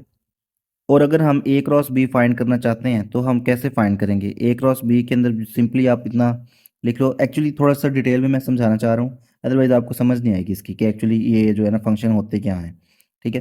तो 1 2 3 और 3 4, मतलब ये आपके पास यहाँ पर 1 2 3 में 3 एलिमेंट्स हैं और इसमें 2 एलिमेंट्स हैं बी वाले सेट में, तो आपको मल्टीप्लाई करोगे तो आपके पास 6 आ जाएगा। ठीक है, तो मतलब आपने 6 ऑर्डर पेयर इसके बनाने हैं, तो हम यहाँ पर 6 ऑर्डर पेयर्स बना लेते हैं। अब यहाँ पर मेरे पास जो है ना ये ऑर्डर पेयर्स आ गए और उनके अंदर से 1 बाय 1 मैंने पहले 1 को 3 के साथ और फिर 1 को 4 के साथ लिखा, फिर इसी तरह से 2 को 3 के साथ और फिर 2 को 4 के साथ लिखा, इस तरह से 3 को 3 के और 4 के साथ लिख के मैंने सारे ऑर्डर पेयर्स बना लिए। ठीक है, अब अगर मैं यहाँ पर एक रिलेशन लिखना चाहता हूँ, एक बाइनरी रिलेशन लिखना चाहता हूँ, बाइनरी रिलेशन के अंदर हम यहाँ पर ये सेट लेना है और ऑर्डर पेयर्स जितने मर्जी इसमें से आप उठा लें। Binary relation is actually subset of A cross B, और वो सब पीछे जिसे मैं एक्सप्लेन भी कर चुका हूँ। अब आपने ये देखना है कि भाई इसमें से कोई 2 3 सेट्स ले लेते हैं। फर्स्ट करें, मतलब यहाँ से मैं ले लेता हूँ, एक सेट है 1, दूसरा मैं ये यहाँ से 1 3 का एक सेट लिया, एक ऑर्डर पेयर लिया, दूसरा 2 3 का एक ऑर्डर पेयर ले लेते हैं, और एक जो है ना हम यहाँ से 3 3 का ऑर्डर पेयर ले लेते हैं। ठीक है, अब मैंने देखना है कि जो मैंने एक बाइनरी रिलेशन लिया है ये एक फंक्शन भी है या नहीं है, क्योंकि मतलब आपके पास आपने ये बात याद रखनी है कि जो रिलेशन है वो तो मल्टीपल बन सकते हैं, तो जितने भी सबसेट्स होंगे वो सारी बाइनरी रिलेशंस हैं, मतलब कि ए क्रॉस बी के जितने भी सबसेट्स हैं वो सारे के सारे ही बाइनरी रिलेशंस हैं। ए क्रॉस बी के जितने भी सबसेट्स हैं वो सारे के सारे ही क्या हैं, आपके पास वो बाइनरी रिलेशंस हैं। लेकिन वो फंक्शन भी हैं या नहीं हैं, तो अगर फंक्शन होना है तो उसके लिए आपको 2 कंडीशंस पूरी करनी पड़ती हैं। एक तो ये कि domain of function should equal to A. ठीक है, डोमेन का मतलब आपको पहले बता चुका हूँ, जो भी आप ऑर्डर पेयर्स लेते हैं उनके फर्स्ट मेंबर्स जो होते हैं उनको हम डोमेन कहते हैं। ठीक है, अगर मैं यहाँ पर डोमेन फाइंड करता हूँ, मैंने देखना है कि वो इस ए सेट के इक्वल आती है या नहीं आती है, ये जो एक ए है इसके इक्वल आती है या नहीं आती है। ठीक है, तो यहाँ पर मैं डोमेन लिख के देख लेता हूँ कि डोमेन ऑफ R1 वो आपके पास क्या आ रही है, फर्स्ट मेंबर इंक्लूड करना है 1 2 3। ठीक है, अब ये डोमेन जो मैंने निकाली है मैं देख सकता हूँ कि यहाँ पर जो मैंने ए को हाईलाइट किया हुआ है एग्जैक्टली इसके इक्वल ही आ रही है। ठीक है, इसका मतलब है कि फर्स्ट कंडीशन तो पूरी हो गई है। ठीक है, अब मैंने देखना है सेकंड कंडीशन भी पूरी होती है नहीं होती है। तो सेकंड कंडीशन क्या है कि एवरी एक्स, एक्स का मतलब होता है ये ऑर्डर पेयर के अंदर जो आपके पास फर्स्ट करें ये एक ऑर्डर पेयर लिखा हुआ है ना, इसके अंदर जो फर्स्ट मेंबर होता है उसे एक्स कहते हैं, दूसरे को वाई कहते हैं। तो मतलब फर्स्ट मेंबर की बात कर रहे हैं कि जितने भी आपके इस रिलेशन के अंदर ऑर्डर पेयर्स हैं उन सब के जो फर्स्ट मेंबर्स हैं, मतलब ये 1 है, इधर 2 लिखा हुआ है, इधर 3 लिखा हुआ है, इनकी बात हो रही है। ठीक है, तो वो कह रहे हैं कि every X that belongs to A obviously appears in one and only one order pair in F. ठीक है, कि मतलब वो हर ऑर्डर पेयर के अंदर सिर्फ एक ही दफ़ा आना चाहिए। ठीक है, मतलब यहाँ पर आप देखें, अगर यहाँ पर मैं 1 देखता हूँ तो इस ऑर्डर पेयर के अंदर एक दफ़ा आ गया ना, अब किसी भी ऑर्डर पेयर में रिपीट नहीं हुआ है ये। फिर उसके बाद इधर फर्स्ट मेंबर देखें 2 है, ये किसी भी ऑर्डर पेयर में ना, इस वाले में ऑर्डर पेयर में भी नहीं है और इस वाले में भी नहीं है। फिर इसी तरह से यहाँ पर यहाँ तीसरे ऑर्डर पेयर का जो फर्स्ट मेंबर है वो भी आप देख सकते हैं कि किसी भी ऑर्डर पेयर के अंदर जो है ना वो पहले नंबर पे नहीं आ रहा, यहाँ पर भी नहीं 3 आ रहा, यहाँ पर भी नहीं 3 आ रहा, सिर्फ इसी जगह है। ठीक है, मतलब क्या है, दोबारा मैं बोल देता हूँ कि जितने भी आपके बाइनरी रिलेशन के अंदर ऑर्डर पेयर होने चाहिए उनका जो फर्स्ट मेंबर है वो सिर्फ एक ही बार आना चाहिए। जिस तरह 1 यहाँ पर एक बार आ गया ना पहले नंबर पे, फिर कभी भी ये यहाँ पर पहले नंबर पे दोबारा नहीं आना चाहिए। ठीक है, तो मतलब यहाँ पर कोई और लेटर हो, फर्ज करें 2 हो जाए, यहाँ पर 3 हो जाए, 4 हो जाए, ए हो जाए, बी हो जाए, कुछ भी हो जाए, लेकिन ये 1 जो है ना दोबारा रिपीट नहीं होना चाहिए। अगर आपके बाइनरी रिलेशन के अंदर ऐसा है तो उसे हम फंक्शन कहेंगे, अदरवाइज उसे फंक्शन नहीं कह सकेंगे। ठीक है, तो होपफुली आपको समझ आ गई होगी कि फर्स्ट कंडीशन क्या है कि आपने जो भी रिलेशन यहाँ से लिया है उस रिलेशन के अंदर फर्स्ट मेंबर्स जो उनकी डोमेन बनती है, मतलब जितने ऑर्डर पेयर्स हैं उनकी जो डोमेन है that should be equal to the first set A. ठीक है, और उसके बाद दूसरी कंडीशन क्या थी कि जो हर ऑर्डर पेयर का फर्स्ट मेंबर है ना वो रिपीट नहीं होना चाहिए कभी भी। ठीक है, ये थी 2 कंडीशंस हमारे पास। इसका मतलब ये है कि हम इस और जो हमारे पास ये एक बाइनरी रिलेशन है इस रिलेशन को फंक्शन कह सकते हैं, किसी भी लेटर से रिप्रेजेंट कर लो, एफ से कर लो, ए से स्मॉल बी, जिससे मर्जी कर लो। एफ से उन्होंने आपकी बुक में लिखा हुआ है, मैं भी एफ पे लिख रहा हूँ। ठीक है, अच्छा हम यहाँ पर एक और एग्जांपल लेते हैं। वो एग्जांपल ये है कि हम यहाँ पर जो है ना इस तरह से एक ये वाला सेट ऑर्डर पेयर लेते हैं, एक ये वाला ले लेते हैं और एक ये वाला ले लेते हैं। ठीक है, 3 ऑर्डर पेयर ले लेते हैं। दोबारा से एक और रिलेशन हम लिख लिए, ये मैंने R2 लिख लिया ए क्रॉस बी का, एक और सबसेट ले लिया। ठीक है, क्योंकि ये सबसेट इसलिए बोल रहा हूँ जितने भी ऑर्डर पेयर्स हैं वो मैंने इसी ए क्रॉस बी में से इसी वाले सेट में से तो उठाए हैं, तो इसलिए मैं इसको जो है ना एक सबसेट बोल रहा हूँ इस ए क्रॉस बी का। ठीक है, अच्छा अब आपने देखना है कि दोनों कंडीशंस पूरी हो रही हैं या नहीं हो रही। तो सबसे पहली कंडीशन ये थी कि डोमेन जो है ना, ये लिखी हुई है सबसे पहली कंडीशन कि डोमेन जो है हमारे पास उस रिलेशन की that should be equal to the first set A. ठीक है, तो हम यहाँ पर देख लेते हैं कि वाकई ये कंडीशन पूरी हो रही है नहीं। इसकी हम यहाँ पर लिखते हैं डोमेन ऑफ R2। ठीक है, तो यहाँ पर हम डोमेन लिख लेते हैं इसकी। डोमेन में एक बार ये 2 आ रहा है और एक 3 आ रहा है, तो ये 2 नो डाउट 2 बार आ रहा है, लेकिन हम सेट चूँकि लिख रहे हैं तो सेट के अंदर सिर्फ एक नंबर को एक ही बार लिखते हैं और 3। अब आपने देखना है कि जो 2 और 3 आ रहा है ये वाकई ये जो फर्स्ट सेट है इसके इक्वल है या नहीं है। This is not equal to the set A, because उसके अंदर जो है आपके पास 1 2 3 3 मेंबर्स है, इसमें तो सिर्फ 2 और 3 हैं। इसलिए ये जो हमारे पास ये R2 है इसको हम बाइनरी रिलेशन तो बोलेंगे लेकिन इसको फंक्शन नहीं कहेंगे, क्योंकि ये तो पहली कंडीशन ही नहीं पूरी कर रहा है। ठीक है, अब यहाँ पर देखें, सबसे एक और मैंने जो है ना एक बाइनरी रिलेशन ले लिया है। बाइनरी रिलेशन मैं इसलिए इसलिए बोल रहा हूँ इसको क्योंकि इसके जितने भी ऑर्डर पेयर्स हैं 1 3 वो मैंने यहाँ से लिया है, फिर 1 4 ये दूसरे नंबर पे लिखा हुआ था, 2 3 यहाँ पर तीसरे नंबर पे लिखा हुआ है, 3 3 यहाँ पर हमारे पास ये 5th नंबर पे लिखा हुआ। तो इसलिए ये एक सबसेट बनेगा, और चूंकि सबसेट है क्योंकि सारे वाले तो इसके ऑर्डर पेयर्स जो हैं वो मैंने यहीं से लिए हैं, तो इसलिए सबसेट है। और सबसेट जो होता है ए क्रॉस बी का कार्टेशियन प्रोडक्ट है, उसको हम बाइनरी रिलेशन बोलते हैं। अच्छा, अब बाइनरी रिलेशन तो ये है, ये तो हमें पता चल गया, लेकिन ये कि अब ये एक फंक्शन भी है या नहीं है। तो फंक्शन के लिए दो कंडीशंस थी, उनको देख लेते हैं। पहले वाली कंडीशन ये मैंने हाईलाइट की हुई है कि वो कहते हैं कि domain of function should be equal to A. ठीक है, तो हम अब ये जो R3 है इसकी हम यहाँ पर डोमेन फाइंड कर लेते हैं। अब ये डोमेन में बेसिकली हमेशा फर्स्ट मेंबर्स लिखने होते हैं, मतलब जिस तरह यहाँ पर मैं हाईलाइट करके लिखूँ तो ये 1 है, ये यहाँ पर भी 1 2 है और ये 3 है। ठीक है, तो यहाँ पर डोमेन में हम लिखेंगे 1, नो डाउट 2 बार आ रहा है लेकिन हम उसको एक बार ही लिखेंगे क्योंकि सेट में कोई भी नंबर रिपीट नहीं होता है। 2 और 3 ये मैंने डोमेन लिख दी है। ठीक है, अब आपने देखना है कि ये जो मैंने येलो कलर से हाईलाइट किया हुआ है सेट ए, इसके वाकई ये जो डोमेन है इक्वल आई है या नहीं आई है।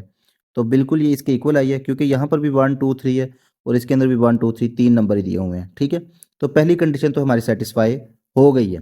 ठीक है, कि मतलब डोमेन ऑफ द फंक्शन और relation should be equal to A.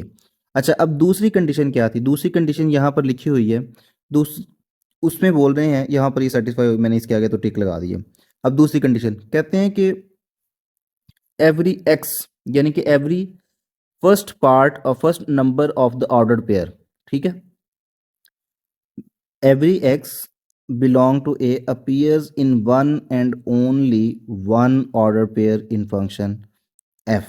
ठीक है, मतलब क्या है कि वो कहना चाह रहे हैं कि जो आपने एक बाइनरी रिलेशन लिया है उसका हर फर्स्ट मेंबर जो है वो पहले नंबर पे सिर्फ एक दफ़ा ही आना चाहिए। हर फर्स्ट मेंबर हर ऑर्डर पेयर के अंदर सिर्फ एक ही दफ़ा आना चाहिए। मतलब अगर मैं देखता हूँ कि ये यहाँ पर जो 1 है पहले नंबर पे है, इधर भी 1 है पहले नंबर पे है, लेकिन ये तो रिपीट हो गया कि मतलब पहले नंबर पे 1 आ गया था ना यहाँ पर, तो इसको सिर्फ आगे रिपीट नहीं होना चाहिए था। इसकी वजह से मेरे पास ये वाला जो एक रिलेशन है बाइनरी रिलेशन, ये एक बाइनरी रिलेशन ही रहेगा। ये कभी भी इसको फंक्शन नहीं कह सकेंगे। क्यों? क्योंकि इसने दूसरी कंडीशन जो है उसे फुलफिल नहीं किया, कि मतलब कभी भी फर्स्ट मेंबर जो है हर ऑर्डर पेयर का वो रिपीट नहीं होना चाहिए। ये कंडीशन थी, वो पूरी नहीं हुई है। ठीक है, अब हम इसको मज़ीद समझ लेते हैं। तो स्टूडेंट्स, अब मैंने ये एक फोर्थ बाइनरी रिलेशन ले लिया है। ठीक है, मतलब क्यों बाइनरी रिलेशन से कह रहा हूँ, क्योंकि ये देखें ये 1 3 जो फर्स्ट मेंबर लिखा हुआ है वो यहाँ से मैंने लिया है, 2 4 ये यहाँ लिखा हुआ है, फिर उसके बाद ये 3 4 ये इधर लिखा हुआ है।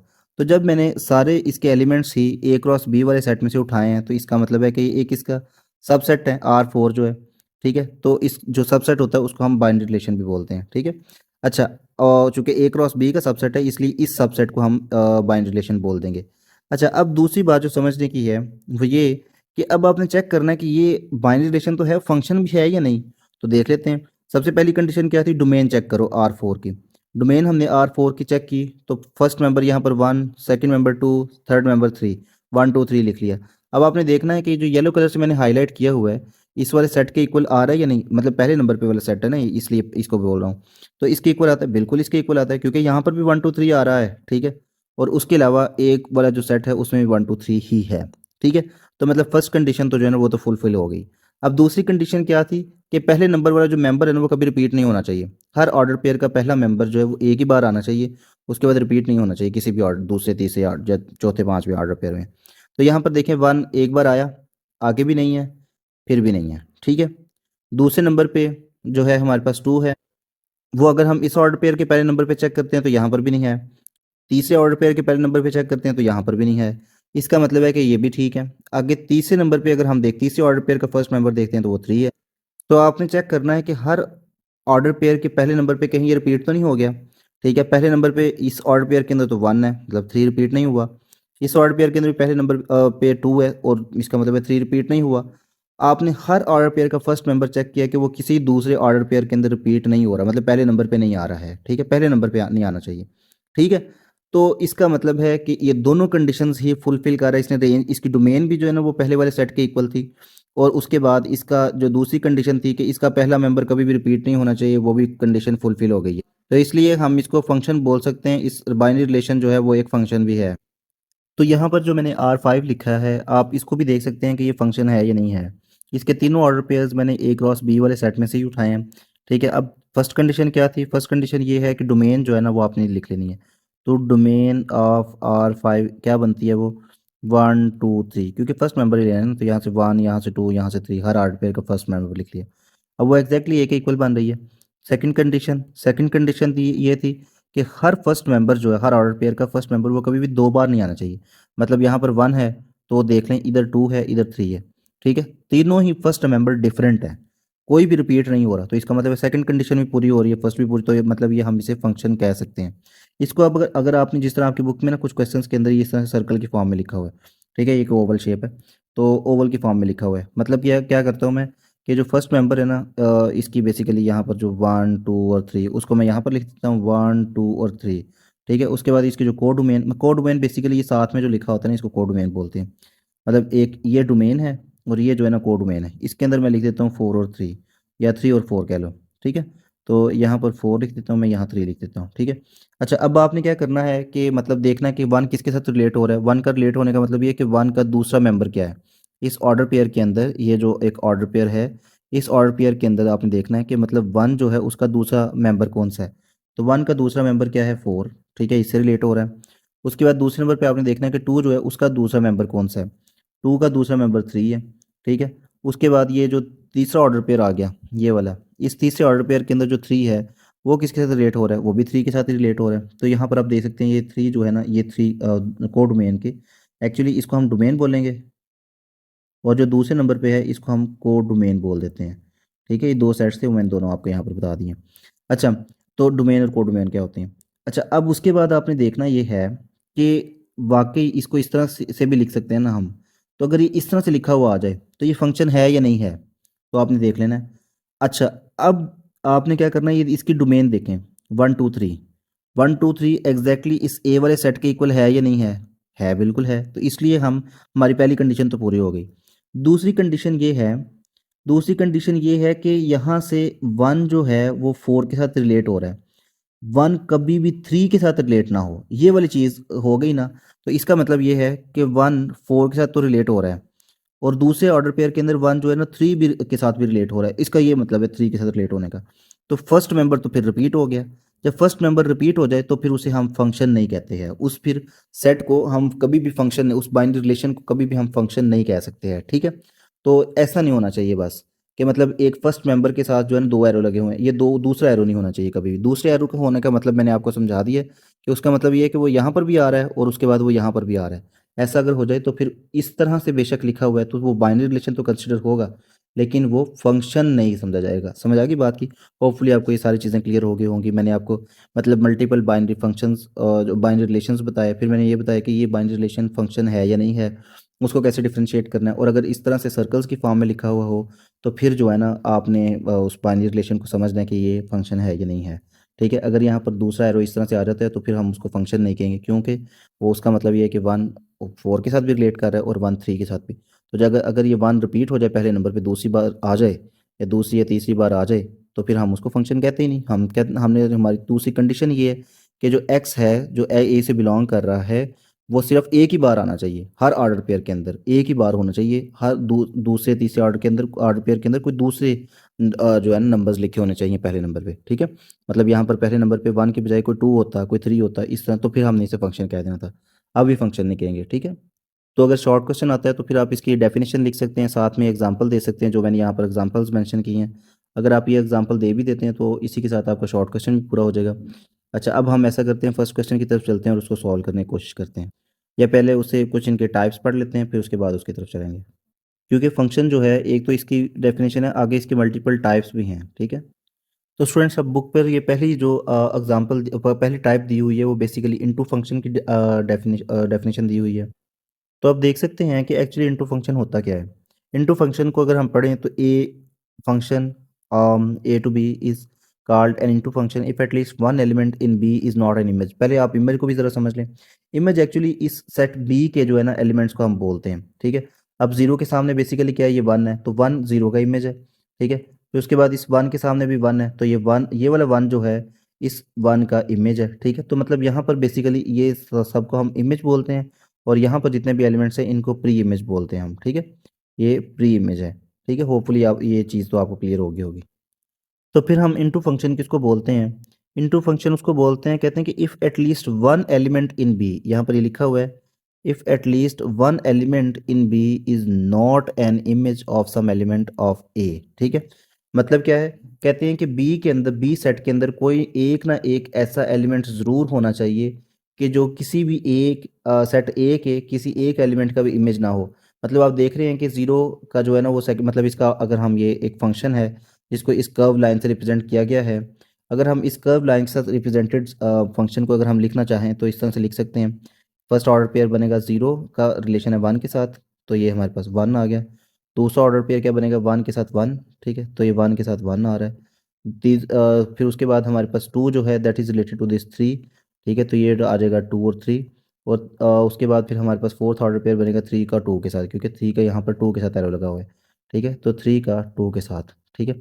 अगर हम इसकी डोमेन फाइंड करते हैं तो डोमेन बेसिकली इस रिलेशन, बाइनरी रिलेशन की डोमेन क्या आएगी, डोमेन ऑफ आर इक्वल्स, यहाँ पर आप देख सकते हैं हर फर्स्ट, सारे फर्स्ट मेंबर उठा के यहाँ लिखते हैं ज़ीरो वन टू थ्री, तो ज़ीरो वन टू और थ्री, ठीक है। तीन ये जहाँ चार मेंबर्स आए, और आप देख सकते हैं कि जो सेट ए है इसके अंदर भी यही चार मेंबर्स हैं, ज़ीरो है, वन है, टू है और थ्री है। तो मतलब फर्स्ट कंडीशन तो पूरी हो गई है। सेकंड कंडीशन अब ये देखनी है कि पहले नंबर वाले जितने भी मेंबर्स हैं हर ऑर्डर पेयर के, वो कोई रिपीट तो नहीं हो रहा। यहाँ पर फर्स्ट ऑर्डर पेयर के अंदर जीरो आया हुआ है पहले नंबर पे। अब आपने देखना है कि कहीं दूसरे ऑर्डर पेयर के अंदर पहले नंबर पे कहीं जो है ना वो जीरो तो नहीं लिखा हुआ। नहीं भाई, इसमें भी नहीं लिखा हुआ, इसमें भी नहीं लिखा हुआ, इसमें भी नहीं लिखा हुआ, पहले नंबर पे जीरो। फिर उसके बाद वहाँ यहाँ पर जो है ना दूसरे ऑर्डर पेयर के अंदर यहाँ वन आ गया पहले पहले नंबर पे, ठीक है। अब आपने देखना है कि कहीं दूसरे ऑर्डर पेयर के अंदर वन जो है ना वो पहले नंबर पे तो नहीं लिखा हुआ, इधर भी इस फर्स्ट ऑर्डर पेयर के अंदर तो पहले नंबर पे जीरो लिखा हुआ है, दूसरे ऑर्डर पेयर के अंदर वन, जो कि हम देख रहे हैं कि किसी और ऑर्डर पेयर में ना आ जाए। यहाँ पर टू है और इधर थ्री है, ठीक है। इसका मतलब ये है कि वन भी जो है ना वो रिपीट नहीं हो रहा है। टू देखें, टू कहीं पर भी पहले नंबर पे नहीं आया है, ना इस ऑर्डर पे अंदर पहले नंबर पे है, ना इसके अंदर पहले नंबर पे है, ना इसके अंदर पहले नंबर पे है, तो इसका मतलब है ये भी ठीक है। थ्री देखें, थ्री भी किसी एक जगह तो आया हुआ है लेकिन किसी दूसरे ऑर्डर पेयर के अंदर पहले नंबर पर नहीं है, ठीक है। तो अगर आपके पहले नंबर वाले जो पहले नंबर पे मतलब जो एक्स हैं बेसिकली, अगर वो रिपीट नहीं हो रहे हैं तो इसका मतलब है फंक्शन है आपका बाइनरी रिलेशन जो है, ठीक है। अब ये बाइनरी रिलेशन जो है ये एक फंक्शन तो है, ठीक है, लेकिन ये कौन सा फंक्शन है, ये इनटू फंक्शन है। क्यों? क्योंकि आप देख सकते हैं कि यहाँ पर जो सेट बी का एक एलिमेंट फोर है that is not at all related to the any element of set A, ठीक है। एक ना एक ऐसा एलिमेंट जो है वो बी के अंदर ज़रूर होना चाहिए जो कि ए के साथ रिलेटेड ना हो, ठीक है। तो वो हमने यहाँ पर देख लिया, इस तरह के फंक्शन को हम इनटू फंक्शन बोलते हैं, ठीक है। अगर हम दूसरी टाइप देखते हैं तो दूसरी टाइप के अंदर उन्होंने कहा है कि one one function. One one function कब होता है, बड़ा आसान सा ही, तो जल्दी समझ भी आ जाएगा। कहते हैं if all distinct elements of A have distinct images in B, ठीक है। कि मतलब यहाँ पर जो हुआ है ना कि यहाँ पर ये जो ज़ीरो है, ये इधर जो है हमारे पास वन के साथ भी जुड़ा हुआ है, और उसके अलावा जो ये वन है वो इस वन के साथ भी, तो मतलब एक डिस्टिंक्ट इमेज तो ना फिर हुई ज़ीरो और वन की, ठीक है। नो डाउट टू की और थ्री की तो डिस्टिंक्ट इमेज है, मतलब टू इधर थ्री के साथ अटैच्ड है और थ्री जो है ना ये टू के साथ अटैच है। लेकिन अगर आप देखें ना तो जीरो और वन की डिस्टिंक्ट इमेज नहीं है, ठीक है। और अगर जीरो और वन की भी डिस्टिंक्ट इमेज होती तो हमने उसे वन वन फंक्शन कहना था, जिसका मैं सेट अभी आपको दिखा देता हूँ। तो स्टूडेंट्स, ये आ गई हमारे पास वो पिक्चर। वेरी नेक्स्ट पेज पे आपकी बुक के अंदर ये दिया हुआ है सारा कुछ, तो मैं तो सही आपको ज़रा कवर करवा रहा हूँ। ये जो फंक्शन एफ है हमारे पास, इस फंक्शन के अंदर आप देख सकते हैं कि अब दोनों सर्कल्स आपने लगा के ना इस तरह से एक कर्व लाइन लाजमी लगानी है ताकि आपको पता, ताकि एग्जामिनर को पता चल जाए कि ये फंक्शन है। अच्छा, अब उसके बाद देखें कि ये ज़ीरो किसके साथ एसोसिएटेड है, 1 के साथ, मतलब इसकी एक सेपरेट इमेज बन गई। तो यहाँ पर जो हमारे पास एक रिलेशन है, बाइनरी रिलेशन, उसके अंदर जो ज़ीरो है that is associated with 1 first order pair. Second 1 जो है वो किससे रिलेटेड है, 2 से, तो मतलब ये 1 2 सेकंड ऑर्डर पेयर बन गया। फिर उसके बाद 2 किससे, 3 से, तो यहाँ पर हमारे पास 2 और 3 का थर्ड ऑर्डर पेयर। उसके बाद 3 जो है उसकी डिस्टिंक्ट इमेज है 4। मतलब कोई एक मेंबर भी हमने यहाँ पर डबल एरो नहीं लगाना है, ये नहीं किया है कि मतलब ये ज़ीरो जो है ना इसको आप 2 के साथ भी एसोसिएट कर दो, ऐसा नहीं हमने कहीं पर भी किया, ठीक है। तो इस तरह ना करने का मतलब ये है कि ये एक वन वन फंक्शन है, ठीक है। फंक्शन है या नहीं है वो भी आपको पता चल जाएगा, क्यों कि भाई आप देख लो इसकी डोमेन क्या आती है। डोमेन इसकी बनती है 0 1 2 3, ठीक है। सेट ए के अंदर भी यही लिखा हुआ है 0 1 2 और 3। बाकी आप अगर फर्स्ट मेंबर्स इनके देखते हो, मतलब 0 देखते हो तो दोबारा कहीं पर भी पहले नंबर पे नहीं आ रहा है। 1 देखते हो तो आप 2 से किसी जितने भी सब ये ऑर्डर पेयर्स हैं किसी में भी 1 और पहले नंबर पे नहीं आ रहा है एक्सेप्ट दिस ऑर्डर पेयर, मतलब रिपीट नहीं हो रहा। 2 है तो वो भी पहले नंबर पे, सिर्फ यहाँ पर भी नहीं है 2 और यहाँ पर भी नहीं है, सिर्फ यहाँ पर ही है, ठीक है, और इधर भी नहीं है। इसी तरह से फर्स्ट नंबर ये 3 है, 3 भी कहीं पर रिपीट नहीं हो रहा पहले नंबर पे, ठीक है। तो इसका मतलब ये हुआ कि आपके जितने भी ये ऑर्डर पेयर्स और जितना ये बाइनरी रिलेशन दिया हुआ है ये आपके पास एक फंक्शन है। बाइनरी रिलेशन तो है ही है लेकिन ये एक फंक्शन भी है। और फंक्शन भी कौन सा, 1 1, why, because each element each pre image has its own distinct image, ठीक है। सबकी अपनी अपनी एक डिस्टिंक्ट इमेज है, इसलिए ये एक 1 1 फंक्शन है। होपफुली ये चीज़ आपको क्लियर होगी। नेक्स्ट टाइप अगर हम देखते हैं तो ये सी है, ठीक है। इसका ये है बेसिकली इनटू एंड 1 1 फंक्शन, ठीक है। इसका दूसरा नाम होता है इंजेक्टिव फंक्शन। तो आपने समझ लेना है कि इनटू और 1 1 दो चीज़ें एक ही रिलेशन के अंदर किस तरह से एग्जिस्ट कर सकती हैं। तो अब वो कह रहे हैं कि ये जो बी के अंदर यहाँ पर उन्होंने एग्जांपल दिया ना आपको, मतलब कि बेसिकली इसकी बात कर रहे हैं कि यहाँ पर ये जो एग्जांपल है ना, ये एक जो है ना वो इंजेक्टिव, मतलब कि इनटू एंड 1 1 फंक्शन भी है, उसका दूसरा नाम इंजेक्टिव फंक्शन है, ठीक है। तो कहते हैं कि ये एक इंजेक्टिव फंक्शन भी है। तो हम देख लेते हैं कि इसमें ये दोनों चीज़ें एग्जिस्ट करती हैं या नहीं करती है इस सेट के अंदर। तो एक तो इनटू के अंदर क्या था, उन इनटू के अंदर हमने कहा था कि जो सेट बी है ना उसका कोई एक एलिमेंट ऐसा होना चाहिए that is not associated to the set A, ठीक है। तो यहाँ पर देखो 5 है, 5 is not associated to the set A, ठीक है। और किसी भी एलिमेंट के साथ सेट ए के जो है ना ये अटैच नहीं है, ठीक है। और अब ये देखना कि 1 1 वाली क्वालिटी इसके अंदर है या नहीं है, बिल्कुल है। 0 आप देखो वो 1 के साथ एसोसिएट, 1 2 के साथ, 2 3 के साथ, 3 4 के साथ, मतलब कि every pre image has its own distinct image in the second set, ठीक है। तो मतलब ये दोनों चीज़ें ही इसके अंदर एग्जिस्ट कर रही हैं। और कोई एक ऐसा रिलेशन जिसके अंदर ये दोनों चीज़ें एग्जिस्ट कर रही हों उसको हम इंजेक्टिव फंक्शन बोलेंगे, ठीक है। कोई ऐसा लेट में से फंक्शन, कोई एक ऐसा फंक्शन जिसके अंदर ये दोनों चीज़ें, कि हर एक प्री इमेज का अपना डिस्टिंक्ट इमेज हो। और दूसरी कौन सी बात, कि सेट बी के अंदर कोई एक ऐसा एलिमेंट होना चाहिए लाजमी कि जो है ना मतलब that is not related to the elements of set A, ठीक है। मतलब ये यहाँ पर कोई भी एरो ऐसे करके नहीं लगा होना चाहिए, ठीक है। तो मतलब ये इनटू फंक्शन वाली क्वालिटी भी इसके अंदर है और उसके अलावा 1 1 फंक्शन वाली क्वालिटी भी है इसके अंदर, ठीक है। तो अब उसके बाद नेक्स्ट टाइप पर चलते हैं। डी टाइप है an onto or subjective function. Basically ये दो नाम दिए हुए हैं, जिस तरह ऊपर उन्होंने इंजेक्टिव बोल दिया हुआ है, इसको एन ऑन टू एक नाम दिया गया, दूसरा उसका नाम है सब्जेक्टिव फंक्शन। अच्छा, कहते हैं अब सब्जेक्टिव फंक्शन कब होता है। कहते हैं a function f A to B is called an onto function if every element of the set B is an image of at least one element of set A, ठीक है। तो मतलब basically यहाँ पर उन्होंने कहा है कि हर एलिमेंट जो है सेट बी का वो सेट ए के एटलीस्ट एक एलिमेंट के साथ तो ज़रूर एसोसिएटेड होना चाहिए, ज़रूर रिलेटेड होना चाहिए। अब यहाँ पर अगर जो उन्होंने एग्जांपल दिया ना उसके अंदर इस सेट बी के 2 एलिमेंट को, ये सेट बी का जो 2 है इसको सेट ए के 2 एलिमेंट्स के साथ एसोसिएट किया, तो ये चलो अच्छी बात है, 2 के साथ एसोसिएट हो गया। और उन्होंने कहा है कि एटलीस्ट एक के साथ तो ज़रूर होना चाहिए। मतलब मैं यहाँ पर अगर एक यहाँ सर्कल लिखता हूँ 0 1 2, ठीक है, इधर मैंने आपको लिख दिया ए बी और सी, ठीक है। अब यहाँ पर अगर आप देखते हो तो ये 0 ए के साथ एसोसिएटेड, 1 बी के साथ एसोसिएटेड और 2 सी के साथ एसोसिएटेड, ठीक है। अगर ये तीनों एक दूसरे के साथ रिलेटेड हैं, मतलब कि सेट बी के अंदर ये जो बी सेट है इसके अंदर कोई एक भी एक्स्ट्रा नहीं है, ठीक है, कोई एक एलिमेंट भी एक्स्ट्रा नहीं है, तो इसको हम ऑन टू फंक्शन भी कह सकते हैं, ठीक है। उसके अलावा आप यहाँ पर देख सकते हैं कि मतलब इसमें बेसिकली जो आपका 1 1 फंक्शन है ना वो भी फॉलो हो रहा है, क्योंकि एग्जैक्ट इमेज है सबकी, ठीक है। मतलब 0 की एक ही इमेज, उसके बाद 1 की भी एक इमेज है और 2 की भी एक सी इमेज है, ठीक है। तो सबकी एक डिस्टिंक्ट इमेज है, तो इसलिए हम जो है ना इसको 1 1 फंक्शन भी कह सकते हैं। और दूसरा ये ऑन टू फंक्शन तो है ही है, क्यों? क्योंकि इसके बी का जो है एक भी एक्स्ट्रा एलिमेंट नहीं है, ठीक है। अब दूसरी बात उन्होंने यहाँ पर ये कही है, उन्होंने कहा है कि मतलब जो रेंज ऑफ फंक्शन बी है, रेंज ऑफ फंक्शन है that should be equal to set B, ठीक है।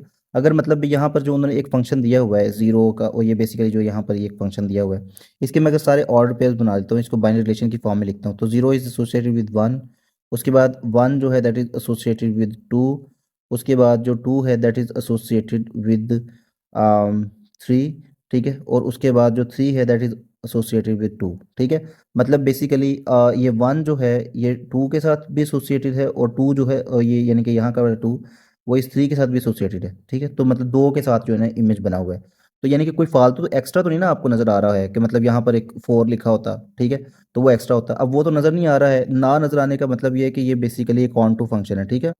अब यहाँ पर जो मैंने ये एक बेसिकली रिलेशन बनाया है, और ऑब्वियसली इस फंक्शन में से ड्राइव किया आपके सामने है, तो इसकी अगर मैं रेंज लिखता हूँ, ठीक है, तो रेंज कितनी बनेगी? रेंज अगर मैं यहाँ पर लिखता हूँ, तो रेंज बेसिकली देख लेनी है आपने कौन सी बन रही है, ये वन टू थ्री, और टू रिपीट हो रहा है उसको दोबारा नहीं लिखेंगे, वन टू थ्री थ्री, ठीक है, ये तीन मेंबर्स बन रहे हैं।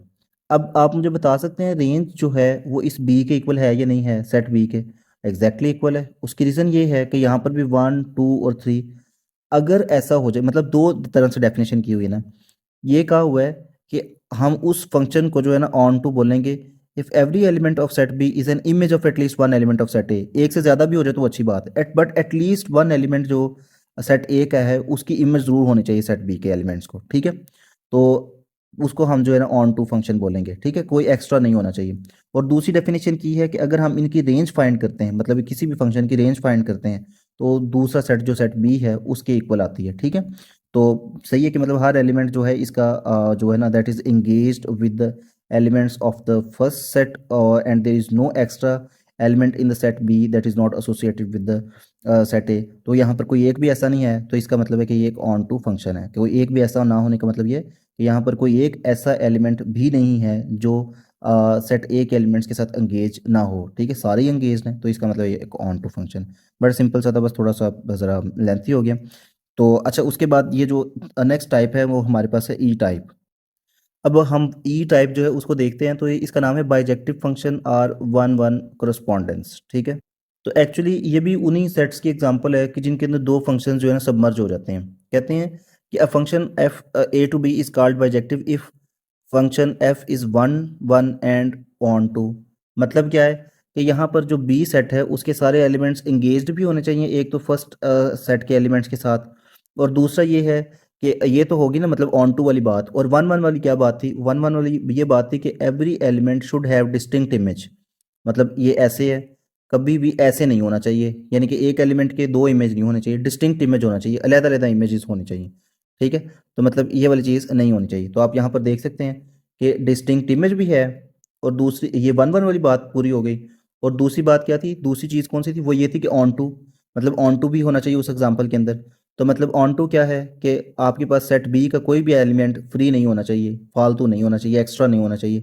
सारे एलिमेंट्स जो हैं that should be attached engaged or related to the elements of set A. At least एक दफ़ा तो होने चाहिए, एक से ज़्यादा बार भी हो जाए तो खैर है, लेकिन यहाँ पर हम एक से ज़्यादा बार नहीं अटैच कर सकते हैं बी के एलिमेंट्स को ए के साथ। क्यों? क्योंकि ए के एलिमेंट्स की एक डिस्टिंक्ट इमेज होनी चाहिए। तो अगर यहाँ पर हम इसको टू को जो है ना इसके साथ, इस टू के साथ भी एसोसिएट कर देते हैं, ठीक है, तो इस टू की तो फिर दो इमेजेस बन जाएंगी, मतलब ये वाला टू भी इमेज बन गया, और ये तीन इमेजेस भी, ये तीन वाला इमेज भी बन गया। तो इसका मतलब है ये फिर इस अगर ऐसा ऐसा होता है कि मतलब यानी कि ये सेकंड एरो लगा हुआ है, तो फिर इसको हम ऑन टू फंक्शन तो बोल सकते हैं, लेकिन वन वन फंक्शन इसको नहीं बोल सकते फिर, ठीक है। इसलिए ये वाली चीज़ आपने नहीं करनी है। तो मतलब ये वाला ऐसा अगर कोई भी आपके पास एग्जांपल या फंक्शन आ जाए जिसके अंदर दोनों चीज़ें एग्जिस्ट कर रही हों, कौन कौन सी दोनों चीज़ें? कि एक तो जो है बी सेट का हर एलिमेंट पहले सेट के एलिमेंट्स के साथ एंगेज हो, ठीक है, तो वो मतलब ऑन टू फंक्शन वो भी फुलफिल हो रहा हो। और दूसरा वन वन कोरस्पॉन्डेंस भी हो। वन वन कोरस्पॉन्डेंस का मतलब ये कि हर एक जो एलिमेंट है सेट ए का वो सेट बी के हर एलिमेंट के साथ एसोसिएट होना चाहिए, ठीक है।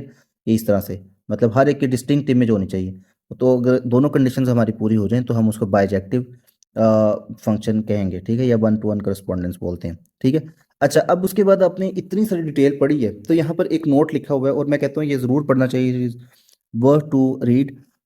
Every function is a relation but converse may not be possible, may not be true. और मेरे ख्याल वो सही कह रहे हैं, ये है भी बात बिल्कुल सही है कि मतलब जो है ना फंक्शन जो है वो एक रिलेशन होता है, ठीक है, उसे बाइनरी रिलेशन तो हम कह सकते हैं, लेकिन हर बाइनरी रिलेशन जो है वो फंक्शन नहीं होता है। इस तरह मैंने पीछे ये जो है ना बड़ी डिटेल में जो है मतलब समझाया भी था कि कई मैंने आपको बाइनरी रिलेशंस बताए थे जो कि बाइनरी रिलेशन तो हैं, मतलब ए क्रॉस बी के सबसेट्स तो हैं, लेकिन वो फंक्शन नहीं है। और बहुत से इस तरह के फंक्शंस और जो फंक्शन थे वो तो सारे के सारे बाइनरी रिलेशंस थे। तो हर एक बाइनरी रिलेशन जो है वो फंक्शन तो नहीं हो सकता, लेकिन जो सारे फंक्शंस होते हैं ना वो हम कुछ चुनिंदा जो है ना वो बाइनरी रिलेशंस को ही कह सकते हैं, ठीक है। सारे बाइनरी रिलेशंस को हम फंक्शंस नहीं कह सकते, ठीक है। अच्छा, अब आपने ये टाइप्स ही पढ़ लिए हैं, इनको जल्दी से जो है ना रिकैपिचुलेट कर थोड़ा सा पढ़ लेते हैं, रिकैपिचुलेट लेते हैं और रिवाइज कर लेते हैं। इनटू फंक्शन क्या बोला था कि जिसके अंदर एटलीस्ट एक एक्स्ट्रा एलिमेंट होना चाहिए, सेट वी के अंदर एक एक्स्ट्रा एटलीस्ट एक एलिमेंट एक्स्ट्रा होना चाहिए, दो भी होने तो वो अच्छी बात है, इसको हम इनटू फंक्शन बोलते हैं।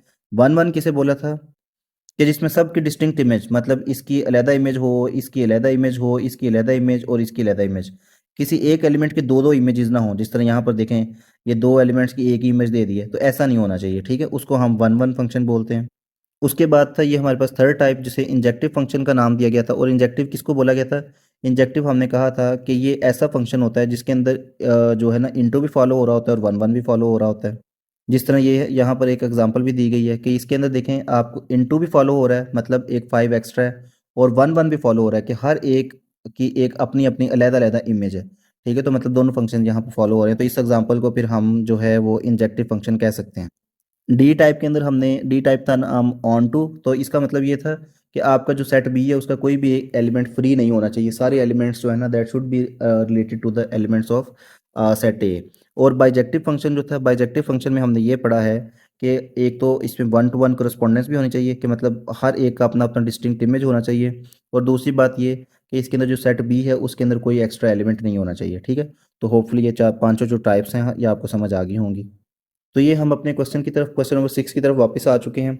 और अगर सेट फंक्शन की आपको डेफिनेशन आ जाए तो आप ये डेफिनेशन लिख सकते हैं, साथ में मैंने बहुत सारी एग्जांपल्स आपको दी थी, उनमें से कोई एक एग्जांपल भी आप मेंशन कर सकते हैं।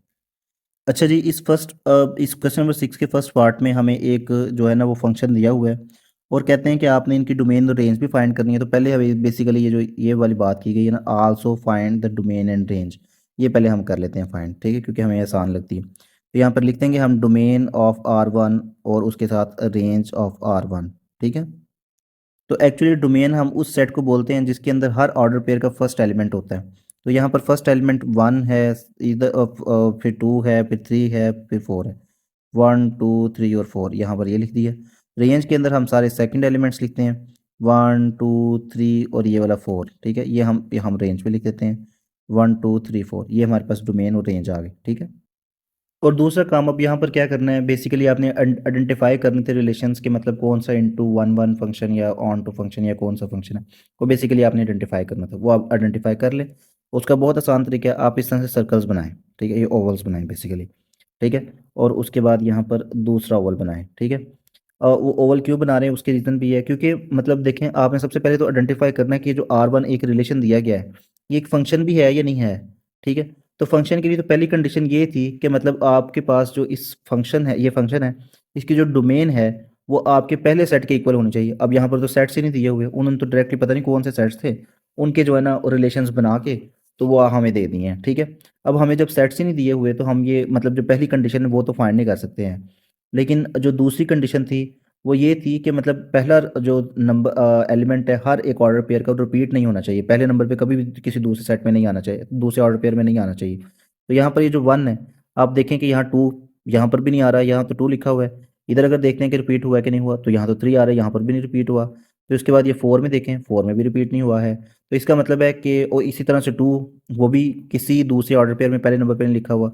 ये थ्री है, वो भी किसी दूसरे ऑर्डर पेयर के अंदर पहले नंबर पे नहीं लिखा हुआ। फोर है, वो भी किसी ऑर्डर पेयर के अंदर जो है ना वो पहले नंबर पे नहीं लिखा हुआ, ठीक है। अब उन्होंने कह दिया, वो ये उन्होंने अंडरस्टूड है, वो कह रहे हैं कि भाई ये फंक्शन तो हैं, ठीक है। तो चलो हमारी पहली कंडीशन तो वैसे ही वेग थी, लेकिन दूसरी कंडीशन तो पूरी हो रही है, लेकिन उन्होंने खुद ही कह दिया कि फंक्शन तो हैं भाई, ठीक है। लेकिन आपने अब बताना है कि भाई ये फंक्शन है कौन सा, into, one one function, onto function, bijective function, कौन सा फंक्शन है ये। ठीक है, इंजेक्टिव एक और हमने पांचवा फंक्शन भी पढ़ा था, वो यहाँ पर उन्होंने मिस कर दिया, वो उन्होंने नहीं दिया हुआ। ठीक है, वो आइडेंटिफाई करने की जरूरत नहीं है। तो हम ऐसा करते हैं, जो हर ऑर्डर पेयर का फर्स्ट एलिमेंट है उसको इधर फर्स्ट बॉक्स के अंदर लिख लेना, 1, फिर उसके बाद ये 2, फिर उसके बाद ये 3, उसके बाद ये 4। ठीक है, इसी तरह से जो सेकंड एलिमेंट्स हैं उनको यहाँ पर लिख लें, 1 2 3 और 4। ठीक है, जो सेकंड एलिमेंट्स थे मतलब सेकंड नंबर पे लिखे हुए थे हर ऑर्डर पेयर के अंदर, उसको यहाँ पर जो है ना हमने दूसरे सेट में लिख दिया। अब ये कर्व लाइन लाजमी लगानी है क्योंकि ये फंक्शन को रिप्रेजेंट करती हैं। ठीक है, अब ये कौन सा फंक्शन है वो तो हमने आइडेंटिफाई करना है ना अभी। तो हम देखते हैं कि वन जो है वो किसके साथ एसोसिएटेड है, वन के साथ जो पेयर बनता है वो वन का है, तो मतलब one is associated with one. ठीक है, ये यहाँ पर फंक्शन का साइन। अच्छा, उसके बाद टू जो है वो किसके साथ, टू के साथ ऑर्डर पेयर हमने देखा और इधर एसोसिएट कर दिया। फिर उसके बाद ये नेक्स्ट वाला ऑर्डर पेयर देखा, थ्री थ्री वाला। ठीक है, तो इसके अंदर अगर हम देखते हैं तो थ्री किसके साथ एसोसिएटेड है, ये थ्री थ्री के साथ रिलेटेड है। उसके बाद अगर हम नेक्स्ट वाला ऑर्डर पेयर देखते हैं, फोर वाला, फोर फोर वाला, तो यहाँ पर फोर जो है वो रिलेटेड है फोर के साथ। अब आपको एक चीज़ समझ आ रही होगी कि ये मतलब बिल्कुल वन टू वन करस्पॉन्डेंस है। ठीक है, one two one correspondence, one two one correspondence का मतलब ये है कि हर एक एलिमेंट का अपना एक डिस्टिंक्ट इमेज है, हर एक एलिमेंट का। यहाँ पर कहीं पर भी इस तरह के दो जो है ना वो एरोज नहीं आए हैं। दो एरोज ना आना इस चीज़ की इंडिकेशन है कि मतलब यहाँ पर हर एक का अपना अपना एक डिस्टिंक्ट इमेज है। तो आपने यहाँ पर मेंशन करना है कि every element of set A has, since every element of set A has its distinct image, so it is one one function. ठीक है, लेकिन वन वन फंक्शन के अलावा एक और भी चीज़ आपने यहाँ पर नोट करनी है कि जो सेट बी है, ये वाला बी सेट जो है, ये तो ए सेट है ना, और दूसरे वाला बी, बी एलिमेंट के बी सेट के अंदर आपको कोई भी एक्स्ट्रा एलिमेंट नज़र नहीं आ रहा। ठीक है, मतलब यहाँ पर ऐसा नहीं है कि यहाँ पर फाइव भी लिखा हुआ है। तो जब आपको कोई भी एक्स्ट्रा एलिमेंट नज़र नहीं आ रहा तो उसको हम क्या नाम देते थे बेसिकली, उसको हम कहते थे ऑन टू फंक्शन। क्योंकि हर एक जो बी का एलिमेंट है उसकी अपनी एक डिस्टिंक्ट जो है ना वो अटैच्ड है ए के एलिमेंट्स के साथ। ठीक है, तो इसके अंदर जब कोई भी फ्री नहीं होता है तो एलिमेंट बी सेट के अंदर, तो इसको फिर हम ऑन टू, तो मतलब ये बेसिकली वन वन तो है ही। ठीक है, लेकिन वन वन के साथ साथ ये कौन सा फंक्शन है, ये ऑन टू भी है। तो जब वन वन और ऑन टू फंक्शंस मिल जाते थे किसी एक एग्जाम्पल के अंदर तो उसको हम बाइजेक्टिव फंक्शन बोलते थे। ठीक है, तो ये बेसिकली एक बाइजेक्टिव फंक्शन की एग्जांपल है। ठीक है, तो यहाँ पर आपने दोनों चीज़ें बतानी है और उसके साथ आपने लिखना है that is an example of bijective function. ठीक है, तो यहाँ पर पहले हम आइडेंटिफाई कर लेते हैं और उसके बाद फिर इसकी डोमेन और रेंज फाइंड करेंगे। पहले ये आइडेंटिफाई करते हैं कि फंक्शन है भी या नहीं है। तो उसका तरीका आपको बताया था, बहुत सिंपल था कि आपने सिंपली एक फिगर बनानी है। ठीक है, और उस फिगर के अंदर जो है ना आपने एलिमेंट्स लिख लेने हैं, पहले और दूसरे वाले। ठीक है, और ये मेरे पास एक फंक्शन आ गया, चेक करना है कि फंक्शन है भी या नहीं है।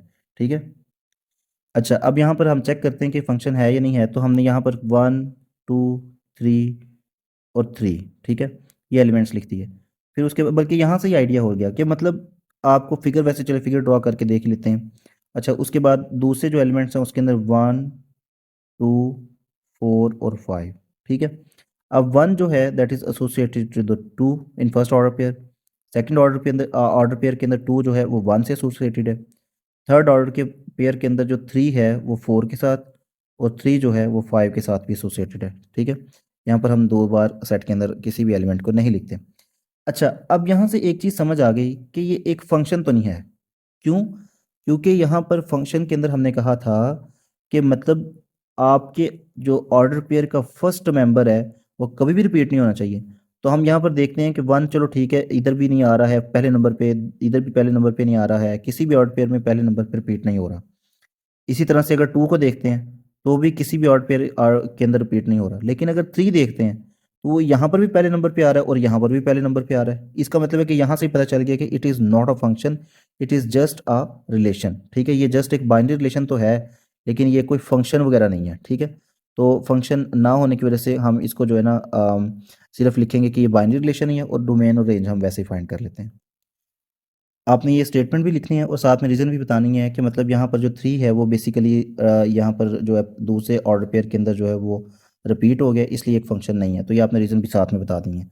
अच्छा, मैं यहाँ पर डोमेन और रेंज भी अब फाइंड करके आपको दिखा देता हूँ। Domain of this R two, ठीक है, तो आर टू की डोमेन जो बनती है वो बेसिकली उस सेट को बोलते हैं जिसके अंदर सिर्फ फर्स्ट मेंबर को लिखा जाता है, वन टू, ठीक है, और थ्री, और फिर उसके बाद यहाँ पर थ्री दोबारा आ रहा है, दोबारा तो हम लिखेंगे ही नहीं। ठीक है, आगे है रेंज, ऑफ R2 के अंदर रेंज हमने बतानी है। तो यहाँ पर 2 है, 1 है, दूसरे नंबर वाला हर ऑर्डर पेयर का दूसरे नंबर वाला एलिमेंट देख लेना है तो और उनको तरतीब से लिख देना है 1 2 4 और 5। ठीक है, ये मेरे पास रेंज आ गई इस फंक्शन रिलेशन की। ठीक है, फंक्शन तो ये है नहीं, तो ये भी आपने बता दिया, आइडेंटिफाई कर लिया। जब फंक्शन ही नहीं तो फिर उसकी टाइप भी नहीं कोई हो सकती है। और आपने ये भी बता दिया कि इसकी डोमेन और रेंज क्या है इस बाइनरी रिलेशन की, ये एक जस्ट बाइनरी रिलेशन ही है। अच्छा, इसी के साथ ये वाला क्वेश्चन भी सॉल्व हो गया। No let's move to the next part of this question. तो यहाँ पर पहले आइडेंटिफाई करते हैं कि फंक्शन कौन से, थर्ड क्वेश्चन थर्ड पार्ट हमारे सामने। इसकी टाइप अगर हम देखते हैं तो इसी तरह से आपने साइड पे जो है ना, क्योंकि रफ वर्क किया ना, तो साइड पे आप दो इस तरह से सेट्स बना लें, सेट ए और सेट बी। और अब यहाँ पर लिखें फर्स्ट मेंबर्स हर एलिमेंट का, हर ऑर्डर पेयर का बी सी डी, और थर्ड और वो इस सेट के अंदर तो सिर्फ हम ए ही लिखेंगे क्योंकि दूसरे नंबर पे सिर्फ जो है ना वो यहाँ पर ए ही आ रहा है। ठीक है, अच्छा अब उसके बाद बी भी किससे रिलेटेड है, ए के साथ। अगर दूसरा ऑर्डर पेयर देखते हैं तो वो सी ए है, सी भी किससे रिलेटेड है, ए से। तीसरा ऑर्डर पेयर देखते हैं तो वो डी ए है, तो डी भी किसके साथ, ए के साथ रिलेटेड है। तो इसका मतलब ये हुआ कि यहाँ पर जो जितने भी एलिमेंट्स हैं उनके डिस्टिंक्ट इमेज तो कोई नहीं है। ठीक है, डिस्टिंक्ट इमेज होने की वजह से, ना होने की वजह से, डिस्टिंक्ट इमेज यहाँ पर ना होने की वजह से ये जो वन वन वाली फंक्शन वाली बात है ना वो तो पॉसिबल नहीं है यहाँ पर। ठीक है, तो फिर ना तो ये वन वन फंक्शन हुआ और ना ये बाइजेक्टिव फंक्शन होगा। ठीक है, बल्कि अगर हम यहाँ पर देखते हैं कि ये ऑन टू फंक्शन बन रहा है या नहीं, ऑन टू फंक्शन इस तरह से बन रहा है ये कि इसका एक ही एलिमेंट है and that is related to all the elements of the first one. ठीक है, तो मेन चीज़ ये थी कि यहाँ पर कोई एक्स्ट्रा एलिमेंट नहीं दिया हुआ। ठीक है, एक्स्ट्रा एलिमेंट ना होना इस बात की इंडिकेशन हमें समझ आ रही है कि मतलब ये जो है ना ऑन टू फंक्शन पॉसिबल है, क्योंकि ऑन टू के अंदर हमने यही पढ़ा था कि जो सेट बी है उसके अंदर कोई भी एक्स्ट्रा एलिमेंट नहीं होना चाहिए, सारे के सारे एलिमेंट्स जो हैं वो सेट ए के इमेज होने चाहिए। ठीक है, तो इसलिए यहाँ पर हमें पता चल गया कि ये बेसिकली एक ऑन टू फंक्शन है। और क्यों ऑन टू फंक्शन है, क्योंकि इसके जो बी सेट है, सेकंड सेट है, इसके अंदर कोई भी एलिमेंट फ्री नहीं है। ठीक है, अब इसकी डोमेन लिख लेते हैं। डोमेन के अंदर हम बेसिकली फर्स्ट एलिमेंट्स लिखते हैं हर ऑर्डर पेयर का, तो बी सी और डी ये फर्स्ट हो गया। रेंज के अंदर हम हर ऑर्डर पेयर का सेकंड एलिमेंट लिखते हैं जो कि एक ही है, ए वो रिपीट हो रहा है, तो रिपीट हम दो दफ़ा नहीं लिखते हैं, सेट के अंदर किसी भी एलिमेंट को हमने एक दफ़ा लिखना होता है। तो ये थर्ड पार्ट भी सॉल्व हो गया। अच्छा जी, अब यहाँ पर भी हम एलिमेंट्स इस तरह से एक फिगर बना लेते हैं और उसके अंदर देख लेते हैं कि भाई अब हर एक फर्स्ट एलिमेंट देखें ज़रा, 1 2 3 4 और ये 5। ठीक है, यहाँ लिख लेते हैं 1 2 3 4 और ये 5। उसके बाद एक सेकंड एक ओवल बना लेते हैं और उसके अंदर देख लेते हैं कि जी 1 3 4 3 4। ठीक है, मतलब कि 1 3 और 4 ये तीन एलिमेंट्स इसके अंदर है। अच्छा, ये सेट ए है और ये सेट बी है। पहले तो देखते हैं कि फंक्शन है या नहीं है। ठीक है, फंक्शन का मतलब ये पहली वाली कंडीशन तो इसकी जो डोमेन वाली है वो तो हम फाइंड ही नहीं कर सकते क्योंकि यहाँ पर हमें मेन सेट नहीं है। दूसरी वाली कंडीशन तो फाइंड कर सकते हैं ना, वो ये है कि हर एक फर्स्ट मेंबर को देखें कि किसी दूसरे ऑर्डर पेयर में फर्स्ट नंबर पे तो नहीं लिखा हुआ। तो 1 है वो किसी भी दूसरे ऑर्डर पेयर के अंदर पहले नंबर पे नहीं लिखा हुआ। इधर 2 है वो भी किसी भी दूसरे ऑर्डर पेयर में पहले नंबर पे नहीं लिखा हुआ। 3 है वो भी कहीं और जो है ना वो पहले नंबर पे नहीं लिखा हुआ। 4 कहीं और पहले नंबर पे नहीं, 5 कहीं और पहले नंबर पे नहीं है। अब फर्स्ट ऑर्डर पेयर देखें 1 1, मतलब ये 1 इज एसोसिएटेड विद 1। 2 3 दूसरा order pair, 2 is associated with this 3। उसके बाद 3 4, 3 इज एसोसिएटेड विद दिस 4। उसके बाद 4 3, 4 is associated with this 3। 5 4, 5 is associated with this 4। ठीक है, अब यहाँ पर ये बात बताई गई है। अब यहाँ पर कितनी चीज़ें जो है ना वो, इसका मतलब है कि फंक्शन भी है और उसकी अब हमने टाइप आइडेंटिफाई करनी है। अब कौन सा फंक्शन है वो आइडेंटिफाई कर लेते हैं हम। आप यहाँ पर देख रहे हैं कि बी एलिमेंट जो है, बी सेट जो है, इसका कोई भी एलिमेंट फ्री है ही नहीं। ठीक है, इसका कोई भी एलिमेंट फ्री नहीं है।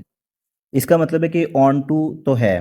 ठीक है, लेकिन अब ये भी कंफर्म करना है कि ऑन टू के साथ साथ इसमें 1 1 करस्पॉन्डेंस अगर है, 1 1 फंक्शन आ जाता है तो फिर इसे बाइजेक्टिव कह देंगे।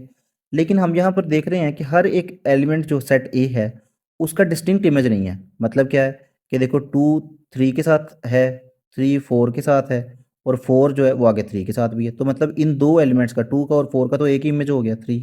इसी तरह से ये जो 4 और 5 हैं इनका, सॉरी 3 और 5 इनका भी एक ही इमेज है, तो डिस्टिंक्ट इमेज तो ना हुआ। फिर डिस्टिंक्ट इमेज वाली बात ना होने की वजह से हम यहाँ से 1 1 क्रॉस फंक्शन वाली जो बात थी वो ख़त्म कर देंगे कि वो 1 1 फंक्शन तो ये नहीं बनता है, ना ही फिर बाइजेक्टिव फंक्शन होगा। क्योंकि अगर दोनों चीज़ें एग्जिस्ट करें ना, मतलब ऑन टू भी हो, ठीक है, और साथ में 1 1 फंक्शन भी हो, तो फिर हम कहते हैं कि ये दोनों चीज़ें मिल जाने की वजह से ये एक बाइजेक्टिव फंक्शन है। ठीक है, अब जब ये चीज़ इसके अंदर पॉसिबल नहीं हुई 1 1 वाली, तो फिर ये ऑन टू ही रहेगा, बाइजेक्टिव भी नहीं होगा ये। ठीक है, तो इसको हम यहाँ पर लिख देंगे, it is an onto function, ठीक है, it is an onto function, और साथ में अब हम इसकी डोमेन और रेंज भी फाइंड कर लेते हैं, ठीक है। तो डोमेन के अंदर हम स्टूडेंट्स पहला पहला मेंबर लेते हैं 1 2 3 4 और 5। तो ये मैंने रेंज लिख दी है और डोमेन लिख दी है कि डोमेन के अंदर फर्स्ट मेंबर होते हैं। अब रेंज हम लिख लेते हैं, रेंज के अंदर आ जाएगा 1 3 4 3 4। तो मतलब हम 1 3 4, 3 और 4 को दो दो बार नहीं लिखेंगे क्योंकि ये सेट है। सेट में नंबर्स रिपीट नहीं होते, एक बार आ गया बस आ गया वही आएगा, दूसरी बार वो नंबर नहीं आएगा। और डोमेन भी लिख दी और रेंज भी। इसी के साथ हमारा थर्ड पार्ट भी सॉल्व हो गया, बल्कि ये फोर्थ था, ठीक है, ये एक फोर्थ पार्ट है, फोर्थ पार्ट भी हमारा सॉल्व हो गया। पार्ट 5 हमारे सामने आइडेंटिफाई करें कि भाई ये कौन सा फंक्शन है, ठीक है। तो मैं ये सबसे पहले आइडेंटिफाई करता हूँ इसको, मैं ऐसा करता हूँ कि उस तरह से लिख लेता हूँ बेसिकली ओवल्स बनाकर, ठीक है। तो अगर हम यहाँ पर ओवल्स बनाकर देखते हैं तो इसके अंदर जो फर्स्ट मेंबर्स हैं ए बी सी और डी, इनको यहाँ पर लिख लेते हैं ए बी सी और डी को, और हम हर ऑर्डर पेयर में जो सेकंड मेंबर्स हैं उसको हम दूसरे सेट में लिख लेंगे ए बी डी और ई। उसको यहाँ पर लिख लेते हैं ए बी डी और ई, ठीक है। अब हम यहाँ पर फर्स्ट ऑर्डर पेयर देखते हैं ए बी, मतलब ए बेसिकली बी के साथ एसोसिएटेड है, फिर बी ए, बी जो है वो ए के साथ एसोसिएटेड है, उसके बाद सी डी, सी जो है वो डी के साथ एसोसिएटेड है, और डी ई, डी जो है वो ई के साथ एसोसिएटेड है। अब यहाँ पर स्टूडेंट्स हमें दो चीज़ें समझ में आ रही हैं, वो ये कि हर एक में पहले तो सेट बी जो है ना उसका कोई भी एलिमेंट जो है दैट इज़ नॉट फ्री, ठीक है। अब जब सेट बी का कोई भी एलिमेंट फ्री ना हो, मतलब यहाँ पर कोई एफ नहीं लिखा हुआ, इस तरह की कोई चीज़ नहीं है, तो इस तरह की चीज़ ना होने की वजह से हम कहेंगे कि ये ऑन टू फंक्शन तो है, ठीक है। अब ऑन टू फंक्शन होने के साथ साथ ये वन वन करस्पॉन्डेंस भी इसमें एग्जिस्ट करती है। कैसे वन वन करस्पॉन्डेंस इसमें एग्जिस्ट करती है, मतलब ए का एक सेपरेट इमेज है बी, बी का सेपरेट इमेज है ए, ठीक है, सी का डी है और डी का ई, सबके सेपरेट इमेजेस हैं। तो इसमें वन वन फंक्शन भी एग्जिस्ट करता है। तो जब दो दो चीज़ें आ जाएं तो यहाँ, और ये वाली ऑन टू और वन वन वाली, तो फिर उसको हम बाइजेक्टिव फंक्शन बोलते हैं। तो ये जो एग्जांपल है, ये जो क्वेश्चन है, ये बेसिकली बाइजेक्टिव का है। तो इसको हम बोलेंगे it is a bijective function. Domain के अंदर फर्स्ट मेंबर लिखना है A B C D, first member लिख दिया। रेंज के अंदर सेकंड मेंबर लिखेंगे तरतीब के साथ ए बी डी और ए, ये यहाँ पर मैंने डोमेन और रेंज। पार्ट 6 हमारे सामने है और बाइनरी रिलेशन 6 दिया हुआ है हमें, और इसके अंदर अगर हम मेंबर्स देखते हैं गौर से तो यहाँ पर हमें वन जो है वो रिपीटेड नज़र आता है। हमने कहा था दूसरी कंडीशन में फंक्शंस की कि हम उस बाइनरी रिलेशन को फंक्शन का नाम देंगे कि जिसके अंदर किसी भी ऑर्डर पेयर का फर्स्ट मेंबर जो है वो दूसरे तीसरे चौथे या किसी और ऑर्डर पेयर के अंदर पहले नंबर पर ना आए, ठीक है। तो हम देखते हैं कि इस फर्स्ट ऑर्डर पेयर के अंदर पहले नंबर पे वन आ रहा है, फिर उसके बाद थर्ड ऑर्डर पेयर में पहले नंबर पे वन आ रहा है। इसका मतलब है कि ये एक फंक्शन नहीं है, इसने हमारी कंडीशन पूरी नहीं की है। ये बाइनरी रिलेशन तो होगा लेकिन ये एक फंक्शन नहीं होगा। अब हमने यहाँ पर डोमेन और रेंज लिखनी है, तो ये मैंने इसकी रीज़न तो बता दिया। आगे डोमेन लिखते हैं 1 2 1 3, मतलब कि 1 2 और 3। उसके बाद रेंज में 2 3 3 4। तो यहाँ पर 2 3 को दो बार नहीं लिखेंगे और एक दफ़े लिखेंगे क्योंकि सेट है 2 3 4, ये रेंज आ गई, ठीक है। पार्ट 6 हमें जो दिया, पार्ट 7 जो है वो हमें जो दिया गया है वो इस फॉर्म में दिया गया है, ठीक है, ये ओवल्स की फॉर्म में, ठीक है। और इसमें 1 को रिलेट किया गया है आर के साथ, 3 को रिलेट किया गया है पी के साथ, और 5 को रिलेट किया गया है एस के साथ। तो स्टूडेंट्स हमें यहाँ पर ये समझ आ गई कि क्यू जो है ना वो फ्री है बिल्कुल, ठीक है। और इसमें हर एक एलिमेंट का एक डिस्टिंक्ट इमेज है, 1 का आर, 3 का पी और 5 का एस, हर एक का एक डिस्टिंक्ट इमेज है, जो कि वन वन फंक्शन वाली जो है ना वो बात है, ठीक है। वन वन फंक्शन तो है लेकिन उसके साथ आप यहाँ पर देख रहे हैं कि क्यू फ्री भी है। तो जब अगर सेट बी के अंदर कोई एलिमेंट फ्री हो जो कि that is not related to the set to any of the element of set A, तो उसको हम नाम देते हैं इनटू, एंड इनटू फंक्शन, ठीक है। अब आपने इसके ऑर्डर पेयर्स बना लेने हैं। वन जो है वो आर के साथ, 3 पी के साथ और 5 एस के साथ एसोसिएटेड है, तो यहाँ पर लिख देंगे 1 के साथ आर, 3 के साथ पी और 5 के साथ एस लिख देंगे। अब डोमेन में पहला मेंबर लिखने हैं आपने 1 3 5, और रेंज में दूसरे मेंबर आर पी एस, ठीक है। स्टूडेंट्स पार्ट 7 जो है वो भी हमारे पास इसी फॉर्म में दिया गया है।